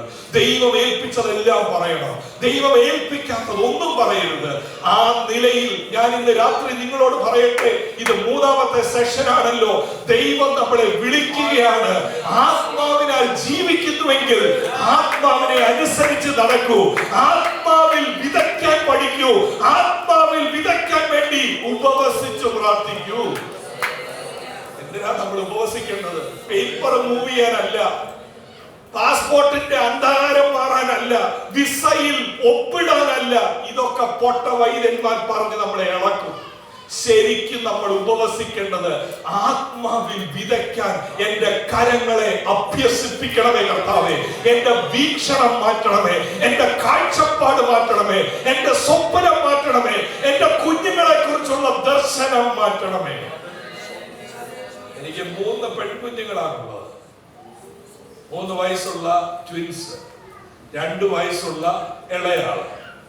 ഈ 3 പേരെയും കാണുമ്പോ എന്റെ മനസ്സിലുള്ള ആഗ്രഹം ഇപ്പോഴേ, കർത്താവെ, ദൈവത്തിന് വേണ്ടി എന്തെങ്കിലും ചെയ്യുന്നവരായി ഈ 3 പേരെ ദൈവം കയ്യിലെടുക്കണം. അതിന് അപ്പുറമായ ഒരു ഉയർച്ച ഞാൻ തിരുവചനത്തിലൂടെ കാണുന്നില്ല. നമുക്ക് യോസഫിനെ കൊണ്ടുവരാം, മോശയെ കൊണ്ടുവരാം, ദാവീദിനെ കൊണ്ടുവരാം, അതും ഇതും പറഞ്ഞു വരുത്താം. യേശുവിനെ നോക്കി കഴിയുമ്പോ ഇതെല്ലാം മാറുക. ഇപ്പൊ ഞാൻ പറഞ്ഞതിന്റെ എക്സ്പ്ലനേഷൻ നമുക്ക് അടുത്ത ദിവസങ്ങളിൽ കേൾക്കണം. പലപ്പോഴും ഈ കുമ്മായമടി പുതിയ നിയമത്തിൽ നിന്ന്, യേശുവിന്റെ ഉപദേശത്തിൽ നിന്നേ അല്ല, പഴയ നിയമത്തിൽ നിന്ന് ദാവീദിന്റെയോ മോശയുടെയോ യോസഫിന്റെയോ കാര്യം പറഞ്ഞാണ് നമ്മളെ ഇളക്കി നമ്മുടെ കുഞ്ഞുങ്ങളെയോ വലുതാകാൻ പോകുന്നു എന്ന് പറയുന്നത്. ഏറ്റവും വലിയ അനുഭവം എന്ന് പറഞ്ഞാൽ മഹാനായത് ആരാണെന്ന് ചോദിച്ചാൽ പാട്ടുകാരൻ പറഞ്ഞില്ലേ, പരമസമ്പന്നനി ധരണിയിലേറ്റം ദരിദ്രനായി തീർന്നു സോ മനസാൽ. ഇതല്ലേ മഹത്വം? മഹത്വം എന്ന് പറയുന്നത് ലോകത്തിന്റെ കാഴ്ചപ്പാടിന് മഹത്വമല്ല. കർത്താവിന് വേണ്ടി എന്തെങ്കിലും ചെയ്യാനായി വിട്ടുകൊടുത്തതാണ് മഹത്വം. ദൈവരാജ്യത്തെ കൂട്ടിവെച്ചതല്ല, വിട്ടുകൊടുത്തതാ മഹത്വം. ഇത് കാണാനായി നമ്മുടെ കണ്ണുകൾ ശീലിക്കണം. അങ്ങനാണെങ്കിൽ നമ്മുടെ സാക്ഷ്യങ്ങൾ മാറും. 31-ാം തീയതി വരിക സാക്ഷ്യം. എന്തായിരിക്കും നമ്മുടെ സാക്ഷ്യം? 1 വർഷം കർത്താവിനെ എല്ലാം ഞാൻ ഉദ്ദേശിച്ചതിലും മേൽത്തരമായി നടത്തി. ഇതാണോ നമ്മുടെ സാക്ഷ്യം? അതോ കർത്താവെ, അങ്ങ് ഉദ്ദേശിച്ചത് എന്താണെന്ന് പോലും എനിക്ക് മനസ്സിലാവുന്നില്ല, എനിക്ക് അനുതാപത്തോടെ മാനസാന്തരപ്പെടണം. 2026 കർത്താവ് നൽകുന്നുവെങ്കിൽ ഞാൻ സുരക്ഷിതനായി ഇരുന്നോ എന്നുള്ളതല്ല ഇവിടുത്തെ കാര്യം. ദൈവത്തിന് വേണ്ടി എന്തെങ്കിലും ചെയ്യാൻ ഒത്തോ? എന്റെ ജീവിതത്തിലൂടെ ദൈവം മഹത്വം എടുത്തോ? അതോ ഇതെന്റെ മഹത്വമായാണോ മാറിയത്? എപ്പോഴാ ദൈവം മഹത്വം എടുക്കുന്നതെന്നൊക്കെ ദൈവവചനത്തിലൂടെ മനസ്സിലാക്കണം. നമ്മുടെ ത്യാഗത്തിലാണ് ദൈവം മഹത്വം എടുക്കുന്നത്. ചിന്തകളെ അവസാനത്തിലേക്ക് കൊണ്ടുവരട്ടെ. 6-8-9 വാക്യങ്ങളിൽ 6-3 നമ്മൾ വായിച്ചു തുടങ്ങിയത് ഇതാ: താൻ അല്പനായിരിക്കെ മഹാൻ എന്ന് ഒരുത്തൻ നിരൂപിച്ചാൽ. അപ്പൊ ആരായി അല്പൻ, ആരായി മഹാൻ? ആരായി അല്പൻ എന്ന് ചോദിച്ചാൽ ആ 8-ാം വാക്യത്തിൽ ജഡത്തിൽ വിതയ്ക്കുന്നവന് എന്താ തോന്നുന്നത്? ഞാൻ ആത്മീയനാണെന്ന് തോന്നുക. അതാണ് ഇവിടത്തെ വഞ്ചന. അല്പന് മഹാൻ എന്ന് തോന്നിയാൽ ആരാ അല്പൻ? മൊത്തം ജഡത്തിന്റെ ചിന്തയാ മനസ്സിലിരിക്കുന്നത്. പക്ഷെ ആളൊരു ആത്മീയനായിട്ട് കൈയടിക്കുന്നുണ്ട്, ഗ്ലോറി പറയുന്നുണ്ട്, ആകം മുഴുവൻ ജഡീക ചിന്തയാണ്. ആ വഞ്ചനയിൽ നിന്നും നമ്മുടെ കണ്ണുനീർ നമുക്ക് ലഭിക്കാത്തതിനെ, ഈ ലോകത്തിൽ ഭൗമികമായി ലഭിക്കാത്തതിനെയോ ലഭിച്ചതിനെ ഓർത്താകരുത് നമ്മുടെ കണ്ണുനീർ. നമ്മുടെ കണ്ണുനീർ ഈ ചീക്സിലൂടെ ഇങ്ങോട്ട് ഒഴുകുന്നത് യേശുവിന്റെ സ്നേഹം ഓർത്താകട്ടെ. നമ്മുടെ കണ്ണുനീർ യേശുവിന്റെ സ്നേഹവും യേശുവിന്റെ കൃപയും ഓർത്താകട്ടെ നമ്മുടെ ആരാധന. അല്ലാതെ നമുക്ക് ലാസ്റ്റ് വീക്കിൽ എന്തെങ്കിലും കിട്ടിയതിന്റെ ഒരു ഷൗട്ട് ഔട്ട് അല്ല ആരാധന. യഥാർത്ഥ ആരാധന പൗലോസ് റോമാലേഖനം 12 പറയുന്നത്, ഞാൻ ക്രിസ്തുവിന്റെ മനസ്സലിവ് ഓർപ്പിച്ച് നിങ്ങളെ പ്രബോധിപ്പിക്കുന്നത് നിങ്ങൾ ബുദ്ധിയുള്ള ആരാധനയായി. എന്താ ബുദ്ധിയുള്ളത്? ചുമ്മാ കൈയടിച്ച് ഇട്ട് ജനീക മനസ്സോടെ കൈയിട്ടടിക്കുന്നതല്ല. ബുദ്ധിയുള്ള ആരാധന എന്ന് പറഞ്ഞാൽ അതൊരു ജീവിത ശൈലിയാണ്. എന്റെ ഹിതങ്ങളെ മരിപ്പിച്ച് ദൈവഹിതത്തിനായി ജീവിക്കുന്ന ജീവിതമാണ് യഥാർത്ഥ ആരാധന. ആരാധന എന്നുള്ളത് 2 മണിക്കൂർ പരിപാടിയല്ല, അതൊരു ലൈഫ് സ്റ്റൈലാണ്. A lifestyle which is surrendered on the altar, seeking after the will of God, the plan of God, the purposes of God. My dear young brothers and sisters, worship is not just what you see with music here. It's your life. Life that is surrendered on the altar, always looking at what is God's will for my life. നിങ്ങൾ ഇപ്പോഴേ ചിന്തിക്കണം, which course will you study after your 10th, after your 12th? Who will decide? No, Pastor, I have a dream. You have a dream when God is your king. Bible clearly says we are God's slaves, and there is joy when we are his slaves. God has a dream for your life. We should be willing to give up our dreams and ambitions, because Jesus gave up his rights and privileges. He came down in search of you and in search of me. In the light of this Jesus, ഈ യേശുവിന്റെ മുമ്പിൽ എനിക്ക് എന്റെ dream ഉണ്ടെന്ന് പറഞ്ഞ് അങ്ങോട്ട് ചെല്ലാനൊക്കത്തില്ല. നമ്മൾ കാണുന്ന യേശു, തന്നെത്താൻ ഒഴിച്ചു വെച്ച യേശു നമ്മളോട് പറയുന്നത്, will you imitate me? Will you take up your cross and follow me? How I wish I had some time with all of you in a small group where I could answer your question, listen to you. But I believe even these words, if you are paying attention to it, Holy Spirit can quicken these words in your hearts. ഇന്ന് തിരിച്ചു പോകുമ്പോൾ you must all pray, Lord, I want to seek your will. I don't want to sow to my flesh and reap destruction. I want to sow in the spirit and reap eternal life. That is Christian life. That is normal Christian life. ഒരു സാധാരണ ക്രിസ്തീയ ജീവിതം എന്ന് പറയുന്നത് ആത്മാവിൽ വിതയ്ക്കുന്ന, ആത്മാവിനെ അനുസരിച്ച് നടക്കുന്ന, ജഡത്തെ അതിന്റെ രാഗമോഹങ്ങളോടെ ക്രൂശിക്കുന്ന, ജഡത്തിന്റെ ഇഷ്ടങ്ങൾ നിവർത്തിക്കാതെ ജീവിക്കുന്നതാണ്. ഈ വചനത്തിന്റെ വെളിച്ചത്തിൽ നമുക്ക് ആ ഗാനത്തിന്റെ പഴയ ഒരു ഗാനമാണ്, ആത്മാവാം വഴികാട്ടി എന്നെ സദാ നടത്തി. പ്രിയപ്പാട്ട് ഇല്ല, നമുക്ക് ചേർന്ന് ആത്മാവാം വഴികാട്ടി. എല്ലാ പരിചയമുള്ള ആരെങ്കിലും ഉണ്ടോ? പഴയ പാട്ടാ 3-4 പേർക്കേ ഉള്ളൂ. ആത്മാവിൻ ശക്തിയോടെ ജീവിപ്പാൻ, ആത്മ നൽവരങ്ങൾ നിത്യവും പ്രകാശിപ്പാൻ. ആ ഗാനത്തിന്റെ വരി നമുക്കൊന്ന് ചേർന്ന് പാടാമോ?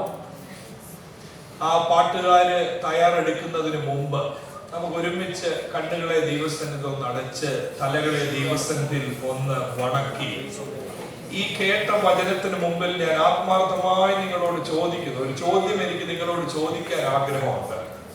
ഈ കേട്ട വചനത്തിന്റെ മുമ്പിൽ എന്നെ വ്യക്തിപരമായി ഞാൻ സമർപ്പിക്കുന്നു എന്ന് പറയുവാൻ. കേട്ടത് അത്ര കർമ്മരസകരമായിട്ടുള്ളതൊന്നല്ല. കേട്ടത് ദൈവവും ലോകവും ഒരുമിച്ച് പോകത്തില്ലെന്നാ കേട്ടത്. ജഡത്തിൽ വിതയ്ക്കാൻ വേണ്ടി ചിലപ്പോ ശുശ്രൂഷകന്മാർ ഉൾപ്പെടെ, പ്രവാചകർ ഉൾപ്പെടെ വെള്ളപൂശുന്ന ഒരു കാലത്ത് ആത്മാവിൽ വിതയ്ക്കാൻ വേണ്ടി ഞാൻ തയ്യാറാണ്. കുമായം പൂശലിൽ നിന്നും ദൈവത്തിന്റെ ശബ്ദം കേൾക്കാനായി ഞാൻ എന്നെ സമർപ്പിക്കുന്നു. എന്റെ ജീവിതത്തിൽ ഒരു മാനസാന്തരം വേണമെന്ന് ഞാൻ തിരിച്ചറിയുന്നു. എന്റെ വൊക്കാബുലറി മാറണം, എന്റെ ഡ്രീംസ് മാറണം, ദൈവത്തിന്റെ ഇഷ്ടം എന്നിൽ നടക്കണം. മറിയ പറഞ്ഞതുപോലെ നിന്റെ ഹിതം എന്നിൽ പരിപൂർണമാകട്ടെ എന്ന് പറയാനായി സമർപ്പണമുള്ള ആരെങ്കിലും ഇതിനകത്തുണ്ടെങ്കിൽ കൈയൊന്ന് ഉയർത്താമോ? ഞാൻ നിങ്ങൾക്ക് വേണ്ടി പ്രാർത്ഥിക്കാൻ പോവുകയാണ്. എല്ലാവരും കൈ ഉയർത്തണ്ട, എല്ലാവരും ചുമ്മാതെ കൈ ഉയർത്തണ്ട. ശരിക്കും ദൈവം സംസാരിച്ചുവെന്ന് ഉള്ളിൽ ബോധ്യമുള്ളവർ, ദൈവം മുമ്പാകെ ഒരു തീരുമാനമെടുക്കുന്നവർ മാത്രം കൈ ഉയർത്താം. ഞാൻ പ്രാർത്ഥിക്കാം, സ്വർഗം കാണട്ടെ ഈ കരങ്ങൾ. നിങ്ങളുടെ ജീവിതത്തിൽ വലിയ മാറ്റങ്ങൾ ഉണ്ടാകും കേട്ടോ. ഇന്ന് ഇവിടുന്ന് ഇറങ്ങി പോകുമ്പോൾ തന്നെ വലിയൊരു മാറ്റം നിങ്ങൾ അനുഭവിക്കും. ഇന്ന് രാത്രി കിടക്കുന്നതിന് മുമ്പ് പ്രാർത്ഥിക്കണം, ദൈവമേ രാത്രിയിൽ എന്റെ ഉറക്കത്തിന്റെ നടുവിൽ തട്ടി ഉണർത്തി ആത്മാവിന്റെ ശബ്ദം എന്നെ കേൾപ്പിക്കണമേ. Your life is going to change. You will hear the voice of God. You will read scriptures differently. ദൈവവചനം വ്യത്യസ്തമായി വായിക്കാൻ തുടങ്ങും. വചനത്തിൽ അടങ്ങിയിരിക്കുന്ന ജീവൻ ഏറ്റെടുക്കാൻ വേണ്ടി കർത്താവേ, കൈ ഉയർത്തിയിരിക്കുന്ന സഹോദരന്മാർ, കൈ ഉയർത്തിയിരിക്കുന്ന സഹോദരിമാർ, ഈ കരങ്ങളെ സ്വർഗം പിടിക്കണമേ. ആ കരങ്ങളിൽ, ബലഹീന കരങ്ങളിൽ ആത്മാവിൽ വിതപ്പാനുള്ള കൃപ, ജഡത്തെ തോൽപ്പിക്കാനുള്ള കൃപ, ജഡത്തെ മരിപ്പിക്കാനുള്ള കൃപ ദൈവം പകരണമേ.